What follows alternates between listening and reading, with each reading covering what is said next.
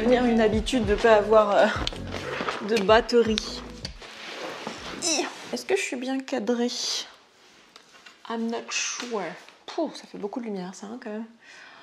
Bah oui, mais il fait un mois de décembre, tu vois. Hello! Je suis super contente de vous retrouver aujourd'hui. Toujours avec Madame Accordéon, mais maintenant je sais que vous ne l'entendez pas, parce que vous m'avez tous dit que vous ne l'entendez pas, donc je me suis pas speedée ce matin pour me lever et filmer la vidéo avant midi, parce que j'ai remarqué qu'elle arrivait en général entre midi et 14h.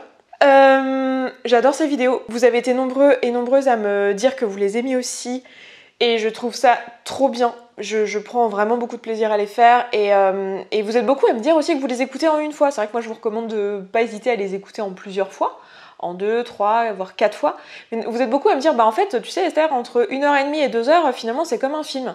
Donc je suis votre film du dimanche soir visiblement et ça me fait trop plaisir. Vous avez remarqué, hein, mais moi je suis quelqu'un qui publie le soir, hein, globalement.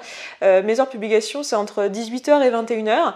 D'autant plus pour ces vidéos là parce que même si je l'upload à 18, il est fort probable que vous ne la voyez pas avant 20h voire 21h parce que ça prend un temps infini à s'encoder parce que c'est des très longues vidéos. Donc même si j'ai une très bonne connexion internet pour l'upload, ensuite je dépends des serveurs YouTube pour qu'ils soient capables de vous la distribuer la vidéo. Donc voilà, bref. Aujourd'hui on parle de motivation et de procrastination. Donc comme d'habitude, si vous voulez participer au Tea Time de la semaine prochaine, le lien du Google Doc sera dans la description. Je ne l'ai pas dit, mais les principes des Tea Time, si c'est le premier sur lequel vous tombez, c'est en gros moi qui réponds à vos questions vous concernant, vous me soumettez vos problématiques sur un thème et je vous réponds, j'essaie de vous aider du mieux que je peux, que ce soit avec ma posture de coach, parce que c'est mon métier dans la vie, je suis coach de vie, je suis certifiée en particulier au coaching cognitif et comportemental, donc c'est tout ce qui est en lien avec les émotions, les pensées, voilà, ça ressemble beaucoup aux thérapies cognitives et comportementales, mais ce n'est pas la même chose parce que je ne suis pas thérapeute, je ne suis pas psychologue, c'est important de le savoir dans ces vidéos-là, donc je ne prends pas cette posture-là évidemment, et de toute façon la psychologie ne peut pas se faire à travers une vidéo par une audience, hein. Il faut une relation patient-praticien pour ça. Donc le but du jeu, c'est que moi je vous dis un petit peu les outils que je vous auriez donnés si j'avais été en train de vous coacher sur le sujet, du mieux que je peux avec les éléments que j'ai, parce que là aussi c'est sûr que pour se faire coacher c'est mieux de se parler, hein, c'est un peu le principe du coaching. Donc j'essaye de mon mieux en tout cas de vous donner des éléments de réponse, de réflexion, des pistes, des choses comme ça, puis je vous dis aussi mon avis en tant que Esther, hein, l'être humain qui n'est pas du tout la coach, donc avec mes valeurs, avec mes biais, avec mes projections, avec tout ça, sachant que c'est après à vous de trier, prendre ce que vous voulez prendre, laisser ce que vous voulez laisser. Voilà, je sais que pour beaucoup d'entre vous, si vous me posez des questions, c'est parce que vous avez des valeurs similaires à moi et ça vous aide en fait d'avoir mon avis. Mais évidemment, ce n'est que mon humble avis et vous faites bien ce que vous voulez de votre vie, évidemment, et j'ai envie de dire heureusement. Je fais un insert ici parce que j'ai décidé de changer le thème. Alors du coup j'aurais coupé, donc vous ne saurez jamais quel était le thème. Mais j'ai décidé de changer le thème pour la semaine prochaine. En fait, l'une des raisons c'est parce qu'on en a couvert une bonne partie dans cette vidéo, finalement après l'avoir filmée. Donc voilà, je trouve que ça serait mieux de proposer autre chose. Et je suis super motivée et super emballée à l'idée que la semaine prochaine on se fasse un tea time sur les complexes, le rapport au corps, le rapport à soi. Le rapport à son image. Donc écoutez, ce sera là-dessus le prochain tea time. Donc je vous aurais mis dans la barre d'infos comme d'habitude le Google Doc, le Google questionnaire pour pouvoir me soumettre vos questions pour la semaine prochaine. S'il vous plaît, utilisez bien ce questionnaire, ne m'envoyez pas les questions ailleurs, ce sera beaucoup plus pratique et ça vous permet, enfin moi je le vois comme une marque de respect de mon temps quand vous le faites, donc ça me touche beaucoup parce que c'est quelque chose qui est très important pour moi, mon temps, donc voilà, du coup c'est un truc que vraiment j'apprécie sincèrement quand vous respectez mon temps, donc voilà. Du coup, vous avez ça dans la barre d'infos. N'hésitez pas à me proposer d'autres thématiques pour les prochains tea time. J'ai pas encore décidé les thèmes d'après, donc je vais me baser sur ce que vous me dites. Donc de quoi vous auriez envie qu'on parle. Je sais qu'il y en a plusieurs qui m'ont demandé est-ce qu'on pourra refaire un tea time sur la sexualité par exemple. Est-ce qu'on pourra refaire un tea time sur des sujets qui sont déjà passés. Oui, on en refera, on va faire un genre de roulement, donc voilà, n'hésitez pas à me proposer des thèmes et une fois que le mois de décembre sera passé, je ferai moins de tea time, j'en ferai pas toutes les semaines, mais j'en ferai, enfin je sais pas encore, enfin on s'en reparlera, mais je n'hésiterai pas à refaire certains thèmes parce que je sais que vous avez beaucoup de questions, peut-être en les précisant davantage pour leur donner une orientation voilà, plus précise, mais Voilà, n'hésitez pas en gros à me proposer des thèmes, des choses sur lesquelles vous avez envie que je vous parle. Alors moi j'ai plein d'idées, hein. J'ai pensé à l'argent, enfin tout ce qui est problématique autour de l'argent, les peurs de l'argent, la honte autour de l'argent, enfin il y a plein de choses, réussir à tenir son budget, ses finances, etc. Il y a aussi l'entrepreneuriat, vous m'avez pas mal demandé l'entrepreneuriat, lancer son projet, toutes les questions de peur dans le projet, regard des autres, etc. Aussi les relations aux autres, la confiance en soi, l'estime de soi, l'amour de soi, enfin voilà, il y a plein de sujets comme ça que j'ai en tête, donc n'hésitez pas si l'un des sujets que je viens de citer vous parle beaucoup de me le dire en commentaire ou de m'en proposer d'autres si vous en avez d'autres. Et voilà, moi je vous laisse avec la suite de la vidéo. Et puis bah écoutez, je vous souhaite un bon visionnage, voilà. Donc sur ce, on y va. Comme d'habitude, je ne vais pas pouvoir répondre à tout le monde, mais je vais essayer de faire des réponses qui permettent de servir au plus grand nombre. Et puis bah, je prends les personnes au hasard, ni seulement les personnes qui ont répondu en premier au questionnaire, ni les personnes qui ont répondu en dernier. Enfin, j'essaye d'être équitable là-dessus et de prendre vraiment au hasard. Voilà. Alors, en premier, je vais commencer avec Audrey, qui est OK de ne pas être anonyme, donc merci Audrey. Enfin, merci, il n'y a pas d'injonction à vouloir ne pas être anonyme, hein. Merci pour ton commentaire, c'est ça que je veux dire. Bonjour Esther, mon problème, c'est que je n'arrive pas à concrétiser mes envies. Pendant très longtemps, je n'ai pas été à l'écoute de mon intuition, de mes projets et de ma créativité. On peut même dire que j'avais renié cette part de moi. Aujourd'hui, j'arrive à m'écouter, mais au bout d'une semaine de « youpi, je fais ce que j'aime », je doute de moi et de la qualité de ce que je crée. Je prends peur, j'arrête tout pour un temps indéterminé alors que j'ai toujours envie de réaliser mon projet. Plus je m'approche de la réalisation d'un rêve très important pour moi-même, même si je ne suis qu'au début, perfectionner mon dessin pour à terme créer une boutique de mes créations par exemple, plus je fige et je n'arrive pas à me débloquer. Que faire pour enfin dépasser ça et avoir la vie dont je rêve? Alors, merci beaucoup pour ton commentaire et pour ta question, parce que je pense qu'elle va aider en plus pas mal de personnes au-delà de t'aider toi, ce qui est top. Alors, je pense que là, ça vaut peut-être le coup que je vous fasse un petit peu d'apport théorique ici.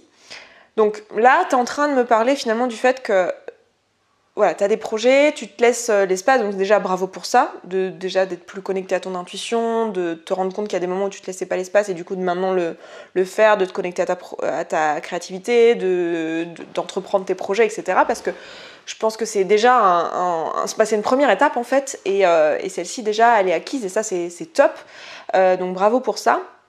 Et ensuite tu me dis que en gros t'as peur, dès que tu vois les projets avancer, t'as peur et tu t'arrêtes et tu vas pas au bout du projet. Alors, un truc important que j'ai envie de te dire ici, c'est que en fait, déjà c'est normal, c'est un truc naturel des êtres humains, mais ça arrive, enfin il y a plusieurs choses en jeu ici. Il y a la peur du changement déjà. La peur du changement, la peur de la réussite, la peur de qu'est-ce que ça va vouloir dire pour moi. Il y a plein de choses qui peuvent être derrière ça pour toi. Alors je sais pas où t'en es dans ta vie, je t'ai pas en face donc je peux pas te poser des questions, mais il est possible que tu t'aies imaginé toute ta vie par exemple, donc toi ou quelqu'un d'autre qui aurait typiquement le même genre de problématique, mais c'est quelque chose qui arrive souvent.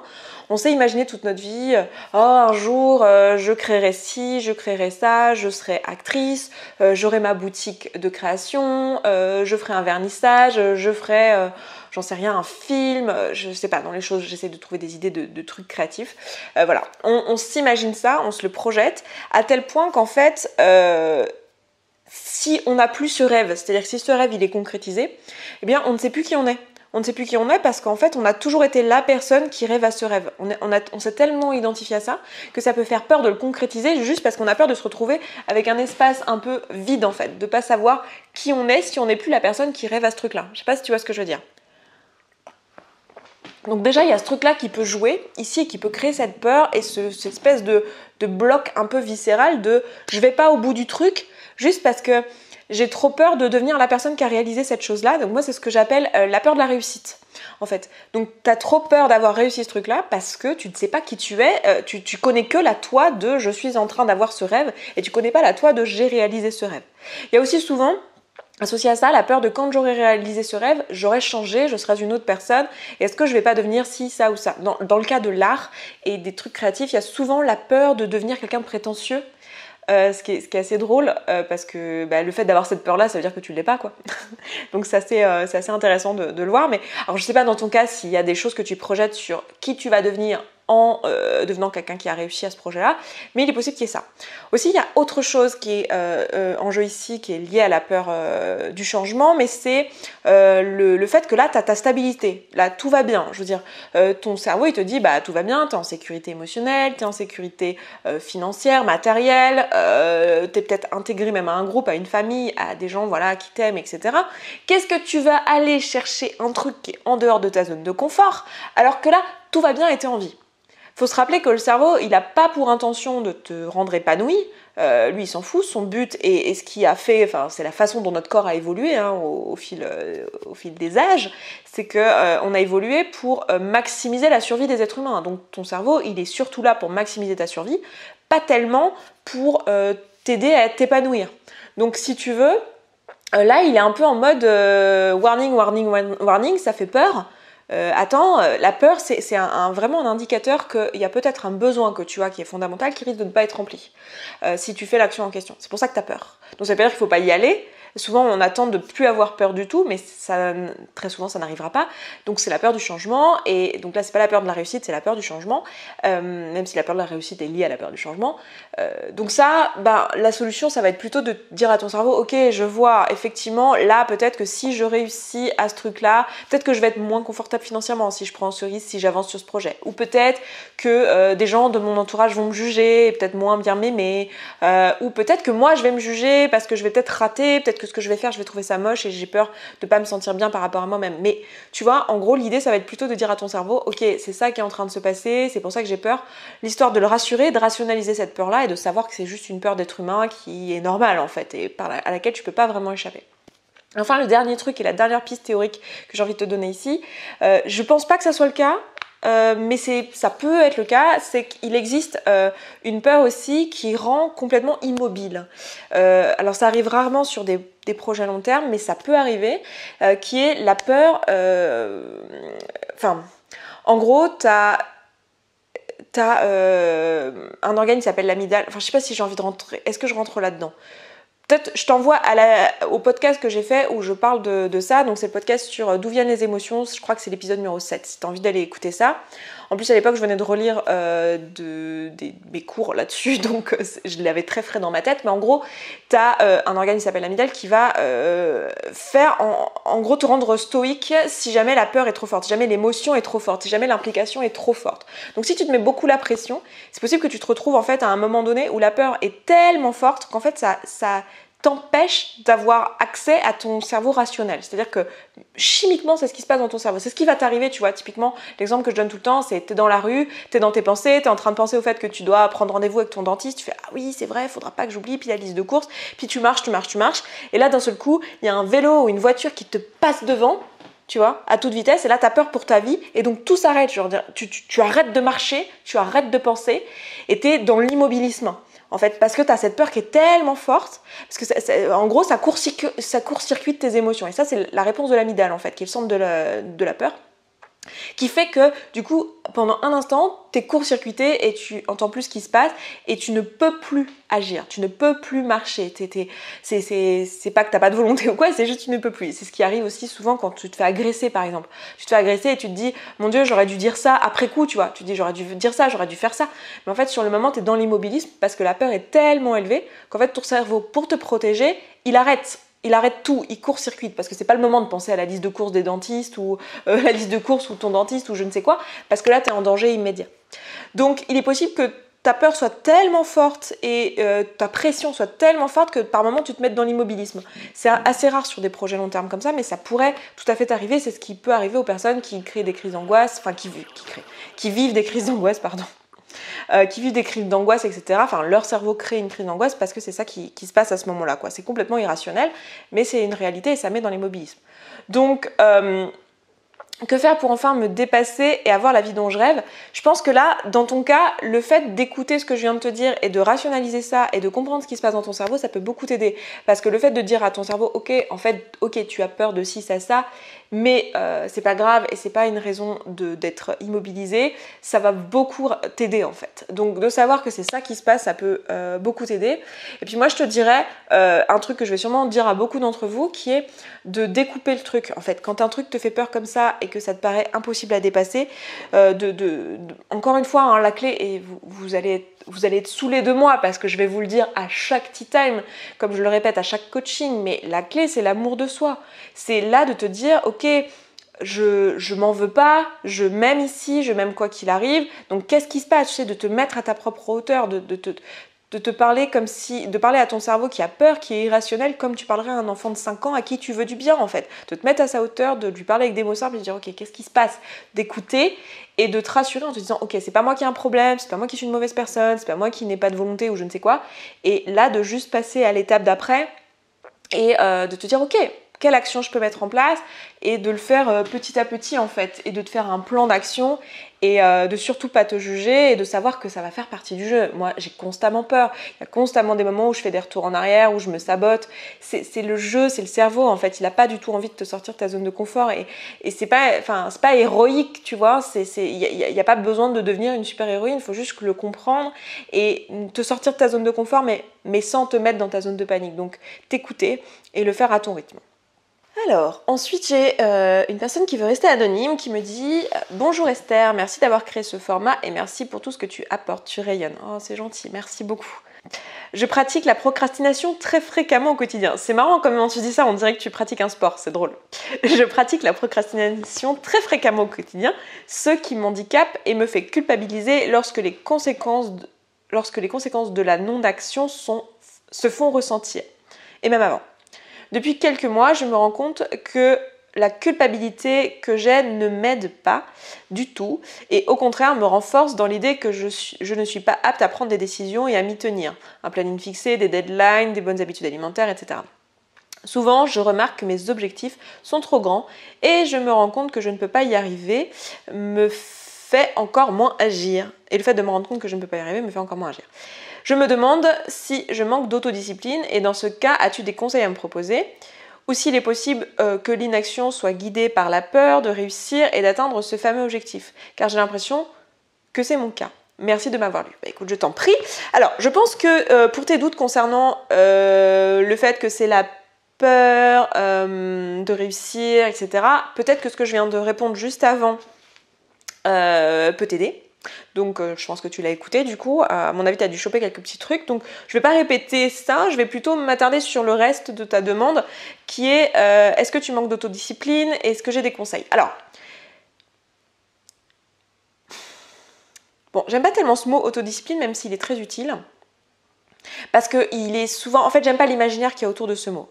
Ce mot est souvent accompagné de culpabilité, de rigidité, de force, de non-amour de soi, etc. Donc c'est pas un mot que j'affectionne pour ça, mais c'est effectivement quelque chose qui est utile d'apprendre à s'autodiscipliner et qui est nécessaire dans plein de choses du quotidien, dans plein de choses où tu veux évoluer dans ta vie, tu as besoin d'autodiscipline. Un truc qu'il faut comprendre, c'est que l'autodiscipline c'est quoi? C'est le fait de s'être dit je fais ça et au moment venu de le faire, quoi qu'il arrive. Donc quel que soit l'état émotionnel dans lequel on est, quelles que soient les pensées qu'on a à ce moment-là, enfin voilà, de le faire quoi qu'il arrive.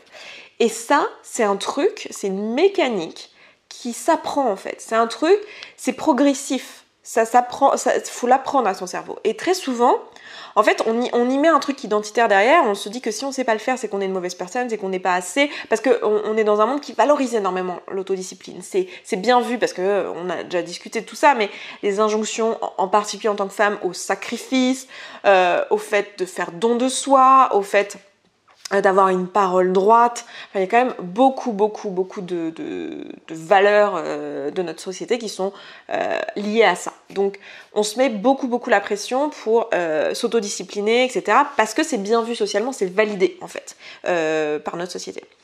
Mais en fait, c'est un truc qui s'apprend. C'est un truc qui s'apprend de manière très progressive. Et le gros problème, c'est que très souvent, on essaye de se mettre, alors qu'on n'a jamais su, en fait, pour l'instant, parce que notre cerveau ne sait pas le faire, on n'a jamais su décider en amont ce qu'on veut faire comme action et l'appliquer.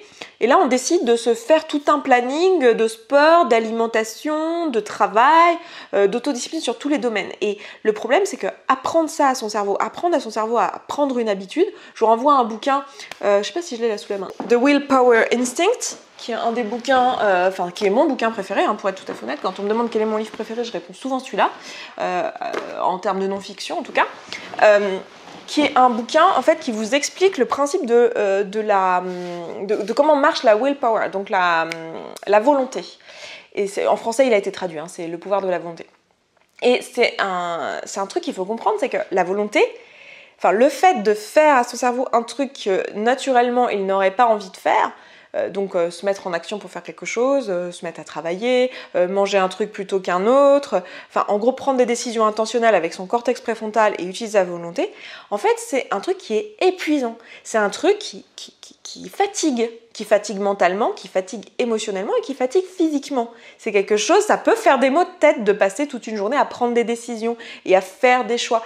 Et c'est épuisant en fait. Donc on a une limite à ça. La quantité de choses qu'on peut faire à la volonté dans une journée est limitée. Et en plus c'est un truc qui peut s'entraîner. C'est ce qu'elle explique très très bien dans ce bouquin. C'est une chercheuse qui a écrit ce livre-là, qui est Kelly McGonigal, qui est une chercheuse en neurosciences et qui a fait des études là-dessus. Et en fait c'est un truc qui peut se muscler entre guillemets. Alors, c'est pas un muscle, hein, mais on se comprend quoi, qui peut s'exercer et qu'on peut gagner à utiliser sa volonté. Ça peut devenir de plus en plus facile et voilà, mais de toute manière on a une volonté limitée dans la journée et le but du jeu c'est au début de faire les choses à la volonté pour que ça devienne ensuite des habitudes et qu'on n'ait plus besoin de la volonté pour les faire. Et les personnes qui font du sport quotidiennement, qui mangent sainement à tous les repas, qui ont une éthique de travail de ouf, qui font leur méditation le matin, qui vont se coucher à une heure prévue le soir, c'est des gens, en fait, ils ont pris des habitudes et ça a souvent pris des mois, des années à mettre en place en fait, par la force de l'habitude, par la répétition, par le fait de faire appel à la volonté, et ça a été très progressif en fait. Donc là, moi ce que j'entends c'est que en fait tu te dis que tu es une personne sans autodiscipline, mais déjà c'est pas un truc identitaire, c'est un truc, enfin l'être humain de base n'est pas autodiscipliné, enfin je veux dire c'est un travail quoi, et si j'ai des conseils à te proposer, c'est de le faire petit à petit. Enfin, c'est complètement bateau comme conseil, t'as déjà entendu ça, hein, on t'a déjà dit, mais faites une habitude après l'autre, faut pas vouloir faire trop, mais on t'a jamais expliqué pourquoi. Et c'est pas parce que t'es pas assez ou que t'es pas une assez bonne personne et que quand même faut te caresser dans le sens du poil et autant faire aller doucement pour pas que tu sois déçu de toi. C'est même pas une histoire d'estime de toi. J'essaye pas de ménager ton estime de toi ici quand je te dis fais un truc après l'autre et fais une petite quantité, même si évidemment ça va aussi servir à ça. Mais c'est même pas pour cette raison-là. C'est juste que biologiquement c'est comme ça que ça marche en fait. Tu ne peux pas faire autrement. Tu peux négocier autant que tu veux. Tu ne peux pas faire autrement que faire ces choses-là de manière progressive et de les apprendre progressivement à ton cerveau. Si tu essayes de faire autrement, tu vas pas y arriver. Et si tu te racontes que c'est parce que tu es une mauvaise personne, c'est très dommage, parce que c'est pas le cas en fait. C'est juste mécaniquement et biologiquement pas possible de faire autrement que de faire ces choses-là progressivement. C'est ce qui est très bien expliqué dans ce bouquin. Donc si tu as envie d'une super bonne lecture là, je te l'encourage, enfin je te la recommande vraiment vivement, parce que c'est un super bouquin qui t'explique ça. Et après, une autre deuxième lecture, c'est The Power of Habit. Si tu as lu ces deux bouquins-là, donc Le pouvoir des habitudes, et ce livre-là, franchement, tu as tout ce qu'il te faut en termes d'apport théorique pour réussir à créer l'autodiscipline. Et c'est un truc, plus tu le fais, plus c'est facile à faire. Moi, je me vois, là, il y a 5 ans, j'étais incapable de ne pas manger un paquet de biscuits si je le voyais, j'étais incapable de me coucher à une heure décidée, j'étais incapable de me dire à quel moment j'allais travailler, je le faisais par pic de productivité comme ça, un peu aléatoire. J'essayais, dès que j'avais un moment où j'étais concentrée, je me disais oh là là, faut que j'en profite parce que là je suis concentrée, sinon je sais pas quand est-ce que ça va revenir. Enfin, tout était aléatoire. Aujourd'hui, je décide intentionnellement ce que je mange, l'heure à laquelle je me couche, ce que je regarde, j'ai l'éthique de travail extraordinaire et tout, mais c'est des trucs, c'est pas que je suis une bonne personne ou que je suis super autodisciplinée parce que j'ai des compétences ou parce que j'ai beaucoup de volonté. C'est vraiment un travail qui a été progressif et dans l'amour de moi et dans le respect de moi et de là où j'en suis, m'assurer que chaque habitude que je mets en place c'est un choix parce que c'est un travail en fait de mettre en place une habitude.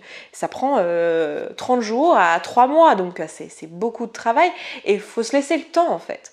Et et voilà, se dire en fait que tu pourras pas y échapper. Très souvent on est là, on arrive avec notre motivation en disant c'est bon, cette fois-ci je m'y mets, je me lâche pas, mais c'est pas juste ça. Alors évidemment c'est super si tu as de la motivation parce que ça va juste booster ta volonté, mais ta volonté de toute manière elle est limitée biologiquement, donc va falloir l'entretenir, mais ça suffit pas en fait, c'est pas juste ça, c'est pas en étant fort que tu vas réussir.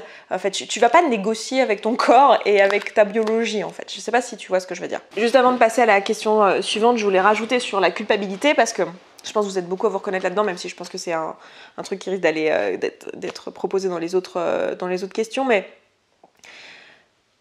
déjà, j'ai envie de te rassurer sur le fait que c'est normal que tu te sentes coupable parce qu'on t'a appris dans la société que c'était bien en fait d'être autodiscipliné, que c'était pas bien de ne pas l'être, ça voulait dire quelque chose sur toi.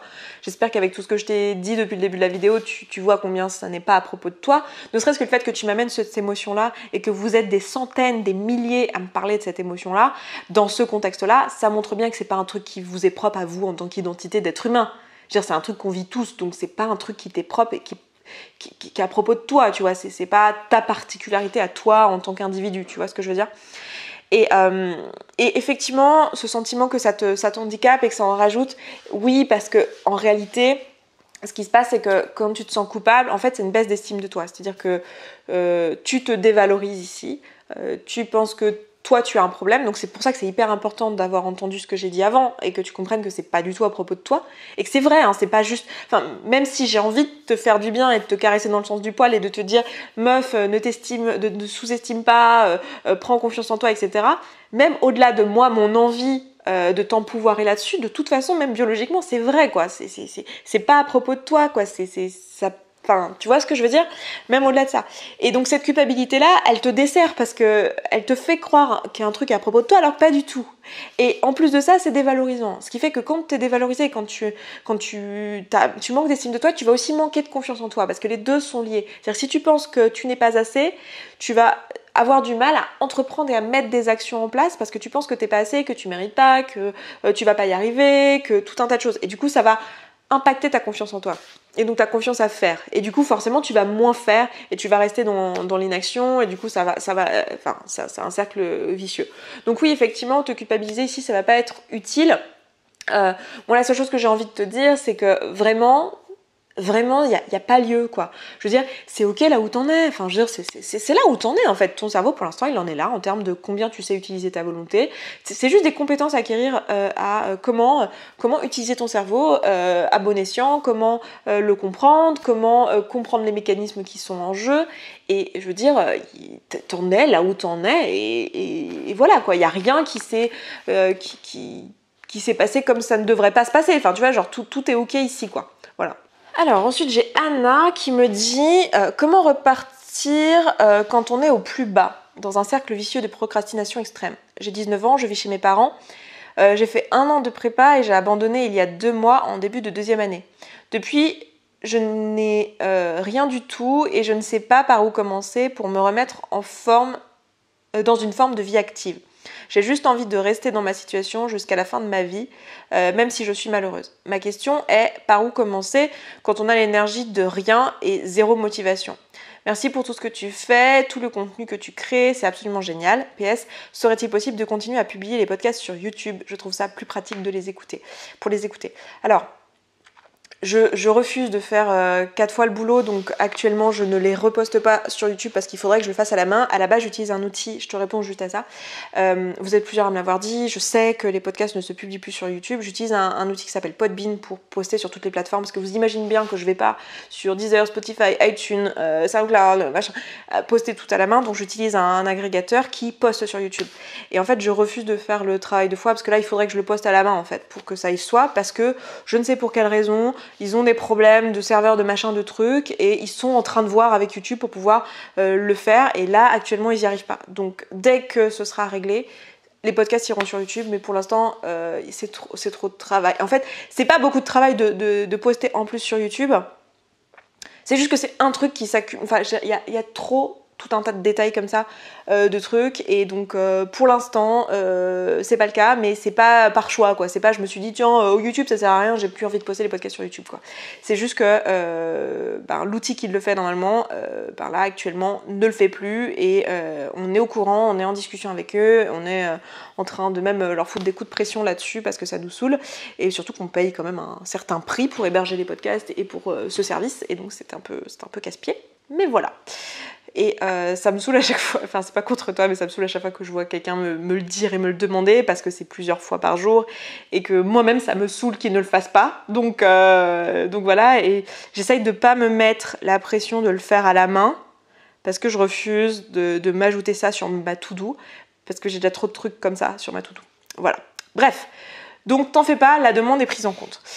Donc comment repartir quand on est au plus bas? Alors là, dans ce que tu me dis, tu vois, quand je t'écoute, quand je te lis, évidemment je n'étais pas en phase, donc c'est compliqué à savoir, mais je me demande si t'es pas dans un cercle dépressif. Je ne sais pas si tu es dans le cas. Alors c'est toujours un peu compliqué parce que, et on s'en parlera probablement un peu plus la semaine prochaine, mais entre la petite déprime passagère et la dépression, il y a un monde, tu vois.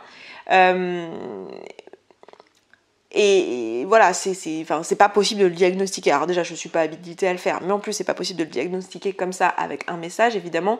C'est un psy qui peut le faire avec plusieurs consultations. Enfin, je veux dire, c'est pas quelque chose qui peut se faire comme ça en 2 secondes. Mais c'est quelque chose, typiquement, que si tu es dans un cercle dépressif, si tu es dans une dépression, même une petite dépression, le côté j'ai zéro de motivation et je n'arrive pas à me lever, t'as peut-être besoin d'une aide extérieure en fait. Et c'est pas juste une histoire de trouver les bonnes pensées ou d'avoir un coach qui te dit les bonnes idées ou les bons outils, tu vois. Il se peut que t'aies besoin d'une aide supplémentaire à ça. Donc dans ce cas, et dans tous les cas, de toute manière, ça peut pas te faire de mal. J'ai vraiment envie de te conseiller d'aller voir un psychologue ou un psychiatre pour qu'il puisse t'aider, en fait, tout simplement, pour que toi tu puisses mettre des mots sur la situation, en parler et tout, sachant que c'est tout à fait possible d'en voir en visio, c'est tout à fait possible d'en voir d'une façon cachée de tes parents si t'as pas particulièrement envie qu'ils le sachent, j'en sais rien, tu vois, je sais pas dans quel contexte familial tu es, s'il y a des tabous autour de ça ou quoi, mais ouais, moi j'ai envie de te conseiller ça déjà parce que ça te permettrait de savoir déjà quelle est la marge de manœuvre et que tu te culpabilises pas à te dire moi j'arrive pas à faire parce que je suis pas assez et tout, ou parce que j'ai pas les bons outils, ou parce que je sais pas me faire aider, ou tout ça, alors qu'en réalité il y a peut-être une partie où t'as juste pas la main, parce que si t'es dans une dépression, c'est biologique en fait, hein, genre tu ne peux pas accéder à certains choix.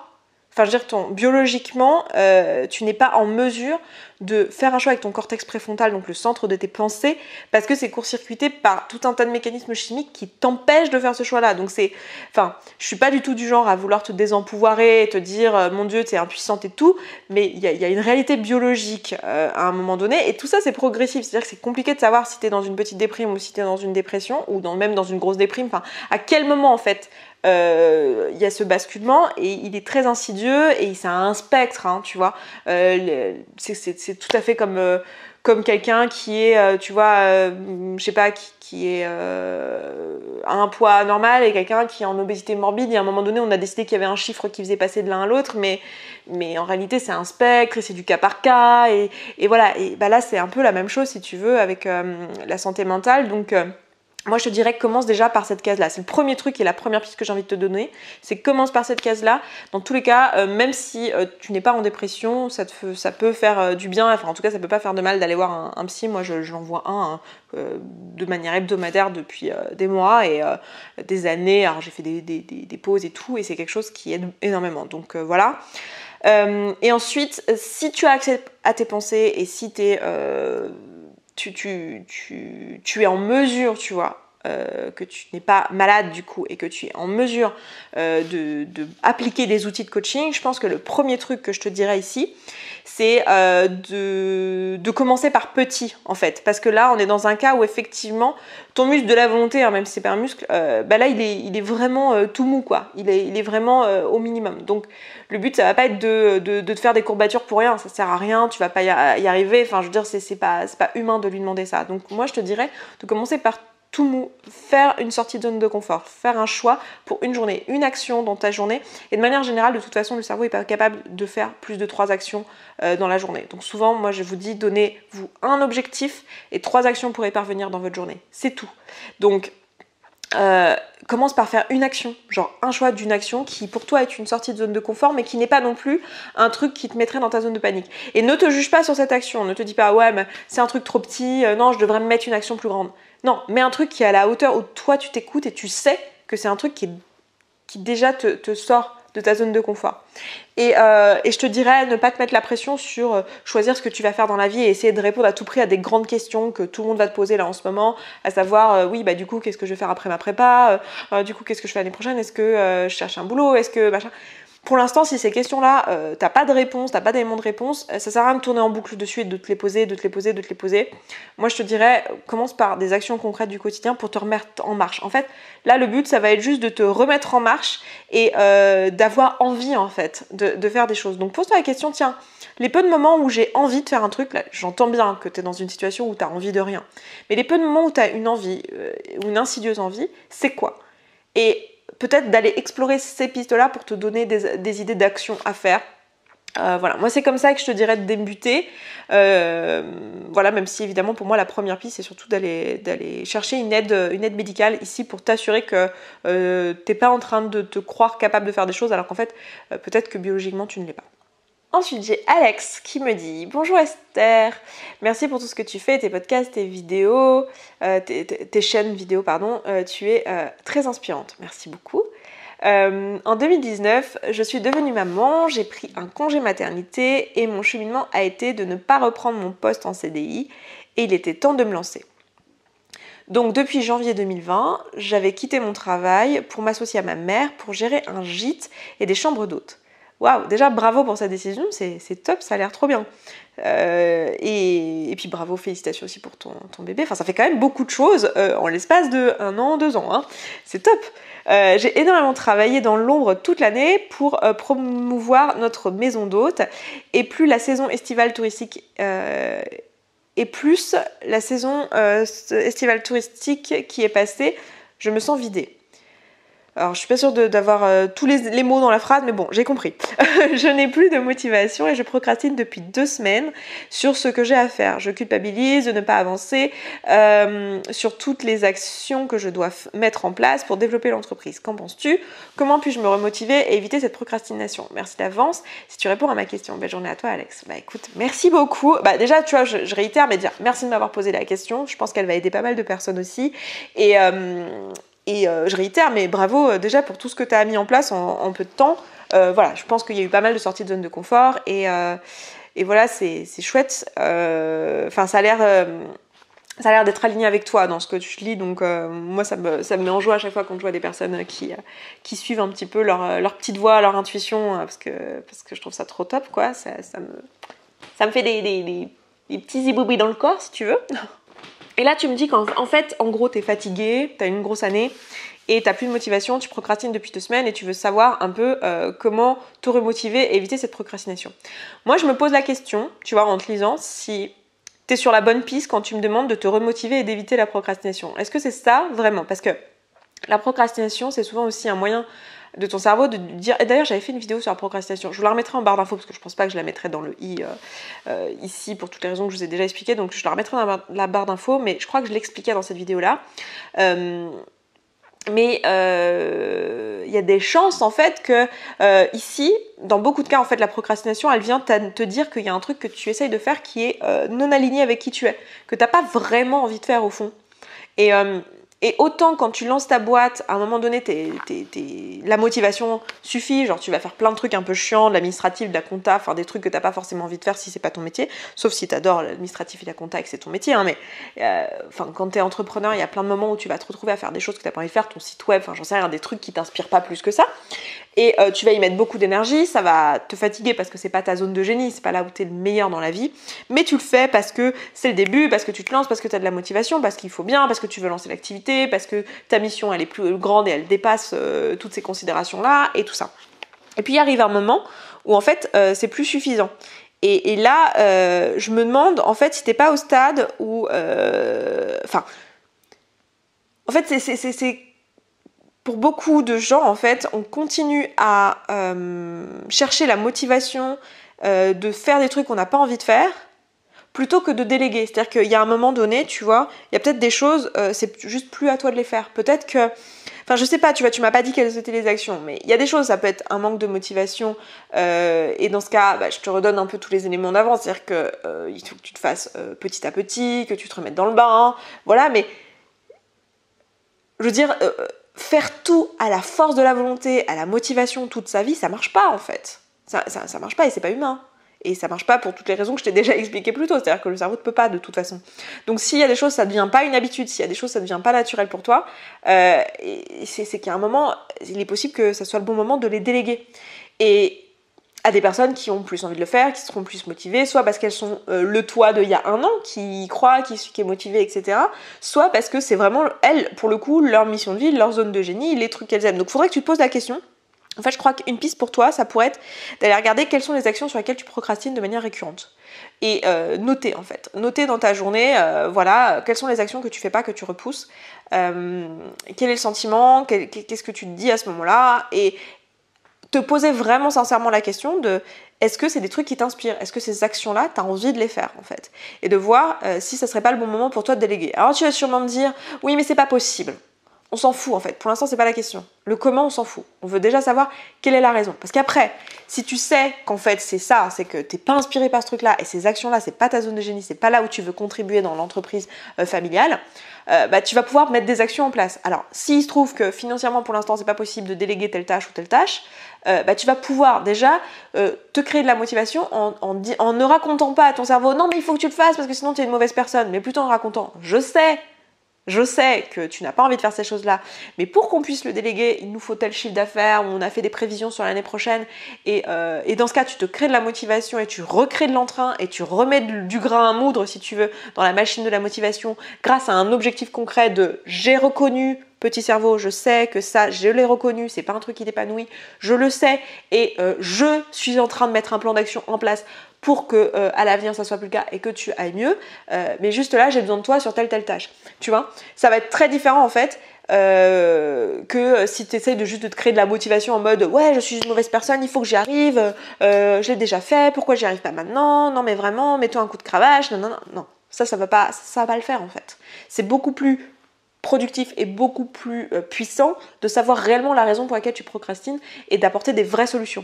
Donc ça peut être dans un premier temps de ne pas tout de suite déléguer parce que c'est matériellement pas possible et de mettre un plan d'action en place pour pouvoir le faire plus tard, mais reconnaître ce besoin, tu vois. Et aussi, ne te bullshit pas, ça c'est le deuxième truc que je te dirais, sur le fait que c'est pas possible de déléguer. Parce que beaucoup de personnes se bullshit sur le fait que c'est pas possible de déléguer. En disant ça va me demander plus de travail, ce sera moins bien fait que si c'était moi, puis en plus ça va me coûter beaucoup trop d'argent. Tout ça, c'est pas vrai. Donc je t'inviterai à aller creuser un peu la question. C'est pas vrai. Déléguer 1 heure de tâches administratives ou 1 heure de tâches compta par jour, ça coûte à peu près 300 € par mois en payant quelqu'un 15 € de l'heure. Donc j'ai envie de te dire, non, c'est pas vrai. D'accord? Donc va regarder un petit peu, creuser ça, mais beaucoup d'entreprises, même qui débutent, peuvent se permettre 300 € par mois et c'est énormément de charge mentale en moins. Et voilà, donc à creuser. On s'en parlera, je pense qu'on fera des tea time sur l'entrepreneuriat et tout ça, et on parlera de ces sujets de déléguer et tout. Mais voilà, moi j'aurais plus envie de te dire, plutôt que de trouver des stratégies pour te motiver, d'aller plutôt chercher la raison pour laquelle tu procrastines. Parce qu'il peut y en avoir de multiples en fait. Voilà. Après, tout ce que j'ai dit avant dans cette vidéo peuvent t'aider à mettre des habitudes en place, à gagner en autodiscipline, à gagner en volonté et tout ça. Et ça peut être très utile, mais là dans ton cas précis, j'ai envie de te donner cette piste-là. Alors, ensuite, j'ai une personne qui veut rester anonyme qui me dit « J'ai 35 ans, depuis toute petite, je suis attirée par le domaine artistique et plus particulièrement les arts scéniques. J'ai tout particulièrement voulu faire de la musique, j'ai exprimé ce désir pour la première fois quand j'avais 10 ans et mon père a alors répondu qu'il était hors de question qu'il dépense 1 centime pour ça car la musique ça sert à rien. J'ai quand même pu faire du chant choral dans son dos car ma mère me soutenait mais elle ne pouvait pas financer une activité payante. Ado, j'ai commencé le théâtre et j'ai alors vécu ça comme une révélation. Je me suis donc orientée vers des études de théâtre à la fac, très intéressantes, mais très théoriques, sans oser me lancer dans des formations plus pratiques, par peur de l'échec et manque de confiance en moi. Et aussi parce qu'une part de moi avait, sans trop oser l'avouer, le sentiment que le théâtre était un choix par défaut. En parallèle, je faisais de la musique en amateur avec quand même un certain espoir d'arriver à en faire mon métier. Mais suite à des échecs, j'ai tout abandonné, théâtre et musique, et après une longue phase de dépression, j'ai décidé d'être raisonnable et de faire un vrai métier. Avec des guillemets, tout ça, hein, le raisonnable et le vrai. Suite à un événement personnel qui m'a fortement chamboulée, le décès de ma mère, j'ai finalement réussi, il y a 3 ans, à reprendre la musique. Et puis cette année, je me suis lancée dans une formation professionnelle en théâtre.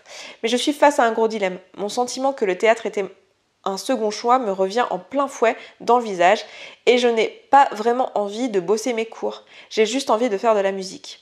Je me sens très bien avec les autres élèves, à ma place dans le milieu artistique, mais la motivation pour travailler mes cours de théâtre n'est pas là, alors que celle de prendre mon instrument et jouer, oui. Et je culpabilise beaucoup de ne pas arriver à m'investir dans cette formation qui correspond pourtant à un rêve d'ado, parce que derrière se cache un rêve encore plus vieux et encore plus grand. Je ne sais pas quoi faire. Alors ça, c'est presque une question qui aurait pu être rapportée au sujet de la semaine dernière. Si vous ne l'avez pas vu, je vous l'aurais mis dans la barre d'infos, mais la semaine dernière, on a parlé de mission de vie. Bon, déjà, merci pour ton partage parce qu'il est très vulnérable et je suis désolée pour ta maman et j'entends qu'en plus, ça a été un moteur pour toi pour reprendre. Donc, quelque part, je trouve ça super que là, maintenant, tu en sois là où tu en es et tout. Alors, comment je peux t'aider ici ? Pour moi, en fait, j'ai envie de te dire, t'as déjà la réponse, meuf, en fait. Hein. Là, tu le sais. Genre, j'ai l'impression que tu me le dis juste pour l'asseoir sur papier, tu vois. Et que t'es pas... J'ai l'impression que tu sais déjà, en fait, que t'as envie de faire de la musique. Donc, j'ai envie de te dire ce que j'ai dit et répété dans la semaine dernière, à savoir, n'ignore pas les petites pichenettes, là, les petits cling, cling, parce que ça se revient en pleine tronche, hein, tu l'as vu. Plus tu l'ignores, plus ça te revient en pleine tronche plus tard. Donc, moi, j'ai envie de te dire, meuf, hop, tu sais ce que tu as envie de faire. C'est quoi, en fait, pose-toi la question, c'est quoi le problème à arrêter le théâtre ? C'est quoi pourquoi c'est si grave que tu ne poursuives pas là-dedans ? Et c'est quoi ce truc que tu t'accroches à ton rêve d'ado ? Et alors, c'était un rêve, mais si c'était ton rêve d'ado, mais que c'est plus ton rêve de jeune adulte, on s'en fout un peu, non ? Ce qui est important, c'est quel est ton rêve d'adulte. C'est quoi ton rêve de maintenant, en fait ? De quoi t'as envie maintenant ? Et on s'en fout aussi, hein, le fait que ton rêve de faire de la musique, c'était un rêve encore plus jeune. Ça n'a pas de valeur, le fait de quand est-ce que dans ta chronologie, ça s'est apparu. Ce qui est important, c'est ce que tu ressens en termes d'intuition. Et voilà, la question, c'est qu'est-ce que tu as envie ? On s'en fout de s'attacher à « oui, mais un jour, t'as dit que » ou « tiens, tu t'es engagé dans une formation. » Et alors ? Il y a peut-être des gens qui vont te juger. Laisse-les te juger. Hein, j'ai envie de te dire, ton temps, il est compté. Tu es comme tout le monde, tu vas mourir un jour. Donc fais les trucs qui t'attirent. Fais les trucs que tu as envie de faire. Je veux dire, tu le sais mieux que personne puisque tu as perdu ta maman récemment. La vie est courte et les heures sont comptées, donc passe-les à faire les trucs qui t'inspirent. Et là, pour moi, ton message, c'est vraiment juste... je prends ce que tu veux dans ce que je te dis, hein, mais moi, le sentiment que j'ai en te lisant, c'est que ton message, c'est vraiment juste une façon de te valider que c'est bien ça que tu as envie de faire, mais... T'as l'air d'être passionné de musique, et vas-y, et ça t'empêchera pas peut-être plus tard de te rendre compte qu'en fait, bah non, finalement t'aimes autant le théâtre et t'as envie de reprendre une formation de théâtre, peu importe. Ou alors dis-toi, ok, je vais au bout de cette formation, mais dans ce cas, je fais les trucs, mais pas parce que je me raconte que c'est le théâtre qui est fait pour moi et pas la musique, tu vois. Juste parce que j'ai décidé d'aller au bout pour X autres raisons. Qui peut être tout à fait j'ai pris un engagement, j'ai pas envie que les gens pensent ci ça de moi parce que je ne suis pas ci ça, donc voilà, je vais aller au bout de cet engagement avec la ferme intention de faire de la musique après et de pas ignorer ce besoin, tu vois, j'en sais rien, mais dans tous les cas, ignore pas ce que dit ta petite voix et ce que dit ton intuition ici, parce que pour moi ça a l'air très clair dans le message que tu m'as donné. Ensuite j'ai Aurore qui me dit... coucou Esther, avant tout je te remercie infiniment pour ces précieux tea time, entre autres, qui aident pas mal de personnes, j'en suis persuadée. Ma problématique aujourd'hui, c'est j'ai pris conscience que je n'ose pas, que ça soit essayer de nouvelles choses, me planter, même prendre une bagnole alors que ça fait plus de 10 ans que j'ai le permis, car on a mis des choses en tête à ce sujet notamment. reliquat de mon éducation, plus pression sociale intériorisée, genre féminin, après 30 ans, toi-même tu sais, je sais, effectivement. Comment faire pour commencer à oser vivre ma vie, essayer de me planter, me détacher du regard des gens et comprendre enfin que je pourrais pas plaire à tout le monde, cesser de faire les choses pour ne pas déplaire plutôt que de plaire à moi. Merci pour tout, je t'embrasse. Ah, Aurore du coup, vu que tu m'as dit que c'était ok de dire ton prénom. Bon, merci pour ton message et je pense qu'il y a beaucoup de gens qui n'osent pas se lancer, donc ça va être utile à beaucoup aussi, et merci pour la gentillesse de ce que tu m'as dit. Alors, comment oser? Alors, je vais te dire un truc, s'il vous plaît, pas taper, ne me tapez pas, tu sais ce que c'est la réponse. Allez, dites-le, si vous l'avez, dites-le en commentaire. C'est quoi la réponse? Dites-le en commentaire, mettez un petit A, pour qu'on sache que c'était à ça que vous faites référence, A, et c'est quoi la réponse? Et toi aussi Aurore, fais-le, c'est quoi la réponse? À ton avis, comment on fait pour commencer à oser vivre sa vie? Ça commence par un A, je vous aide, hein. Ça tombe bien, c'est un A de Aurore. Amour de soi. Amour de soi. Alors je sais qu'on ne sait pas faire. Genre, oui, ok, j'ai compris Esther, l'amour de soi, mais comment on fait pour s'aimer quand on sait jamais? La caméra a coupé à ce moment-là, il s'est dit non mais là elle commence à nous casser la tête. Du coup on arrête, on capitule. Non, ça fait juste 1 heure que je tourne. Donc amour de soi, comment on fait? Ici, ça passe, alors pour moi, la première étape pour gagner en amour de soi, écoutez bien, si c'est là que vous en êtes, c'est de passer par une phase d'acceptation de là où on en est. Ça commence par accepter là où on en est. Accepter que ta réalité, c'est que pour l'instant, tu n'oses pas. Et t'as commencé. Déjà, en prendre conscience, c'est l'étape d'avant. Avant d'accepter, il faut déjà en prendre conscience. Prendre conscience que, effectivement, t'as ça qui t'empêche, enfin, tu te lances pas, tu n'oses pas. Donc, t'en as pris conscience. Maintenant, accepter que ce soit le cas et être ok avec ça. C'est-à-dire être sincèrement ok avec ça. Pas te culpabiliser pour ça, pas avoir des jugements négatifs. Donc, lever ton jugement vis-à-vis du fait que tu n'oses pas. Alors, je sais que c'est longue route, hein. J'ai bien conscience hein, que c'est pas un truc qui se fait en 2 secondes. Mais je vais te donner des éléments ici pour t'aider. En fait, le but, ça va être que tu perçoives le fait que tu n'oses pas ou toute autre chose pour lesquelles vous manquez d'amour de vous, hein, pour ceux qui n'écoutent pas là au fond de la classe, ça s'adresse à vous aussi, ça va vouloir dire changer la perception que tu as de la chose que tu n'acceptes pas actuellement, comme le fait là de ne pas oser. Donc changer la perception que tu as du fait de ne pas oser. Déjà arrêter de le voir comme un problème en fait. Te dire en fait c'est juste une info quoi, c'est juste une circonstance, c'est juste un truc ok actuellement ça fait 10 ans que j'ai pas pris de voiture quoi. Voilà, c'est tout et c'est neutre tu vois. Donc commencer par là et changer ta perception, ça veut dire moi je pense que te faire coacher du coup c'est utile. Là je vais te coacher sur les quelques pensées que tu m'as amenées tu vois et je vais te faire des propositions parce qu'en fait en coaching ce qu'on fait c'est qu'on va aller regarder les pensées que tu as qui te bloque, si tu n'arrives pas à t'aimer, c'est parce que tu as une perception négative en fait du truc. Tu n'arrives pas à accepter, la première étape de l'amour de soi c'est déjà d'accepter la réalité, donc tu n'arrives pas à accepter la réalité parce que tu as un jugement. Donc il faut déjà aller trouver ces pensées de jugement et t'en proposer d'autres, proposer des alternatives que tu crois et que tu crois plus que la pensée de jugement. Donc ça va vouloir dire, c'est pour ça que le coaching c'est du cas par cas en fait, parce que ça va dépendre de toi, de ton histoire, de tes valeurs, des trucs que tu crois, il y a des trucs que tu crois pas, il y a des trucs que t'aimerais croire mais qu'en vrai tu crois pas au fond de toi, donc ça marche pas, tu vois, et t'essayes les nouvelles pensées. Moi j'appelle ça essayer les nouvelles pensées, un peu comme t'essayerais des fringues, tu sais. Tu essayes cette pensée, tu la testes et puis tu vois si tu la crois, si tu te sens bien, si tu te sens toi dedans. Et si la pensée elle marche pas, tu l'annexes et t'en prends une autre. Donc là ici, qu'est-ce que je peux te donner comme possibilité de penser, comme vision des choses. Et vous allez voir que cet e-time, c'est juste ça en fait. C'est moi qui vous propose d'autres perspectives. Et vous allez choper des pensées en route que vous allez vous approprier et qui marchent pour vous et que vous croyez plus que la pensée que vous aviez au départ. C'est pour ça que ça vous fait du bien. Donc là, moi, je vais te proposer des choses. Donc toi, tu vois le fait de ne pas oser comme un problème et t'aimerais réussir à le changer. Et si le fait de ne pas oser, en fait, c'était au contraire quelque chose qui allait te permettre de te rencontrer. C'est-à-dire que là, si tu avais toujours osé dans ta vie, peut-être que tu ne serais pas là en train de regarder ce tea time, tu ne serais pas là en train de réfléchir à toi et à ce que tu as envie de faire, et tu serais peut-être en train de suivre les injonctions justement de la société faites aux femmes sans t'en rendre compte, en fait. Sans t'en rendre compte parce que tu oserais suffisamment pour que ça ne soit pas notable dans ta vie et que tu ne puisses pas le remarquer, tu vois. que tu as ces injonctions-là. Et si, honnêtement, le fait de ne pas oser, c'était l'une des plus belles choses qui aurait pu t'arriver parce que ça va être ton point d'entrée et c'est l'un de tes points d'entrée dans ton développement personnel et dans ta rencontre avec toi-même et dans ton amour de toi. Qu'est-ce que t'en penses de ça? Parce que moi, je le pense vraiment. Je pense vraiment que là, le fait que tu me l'amènes ici, ça veut dire que dans ta vie, c'est un gros sujet. Et c'est top que ça te soit arrivé parce que ça te permet de commencer à tirer la pelote de laine et d'apprendre à te connaître. Et si c'était totalement neutre, en fait, le fait que tu oses ou que tu oses pas, finalement, c'est neutre. Tu sais que tu peux être heureuse dans ta vie, quelles que soient les circonstances. Tu peux tout à fait être heureuse dans ta vie sans jamais prendre le volant d'une voiture, tu vois. C'est juste que là, t'as envie de le faire.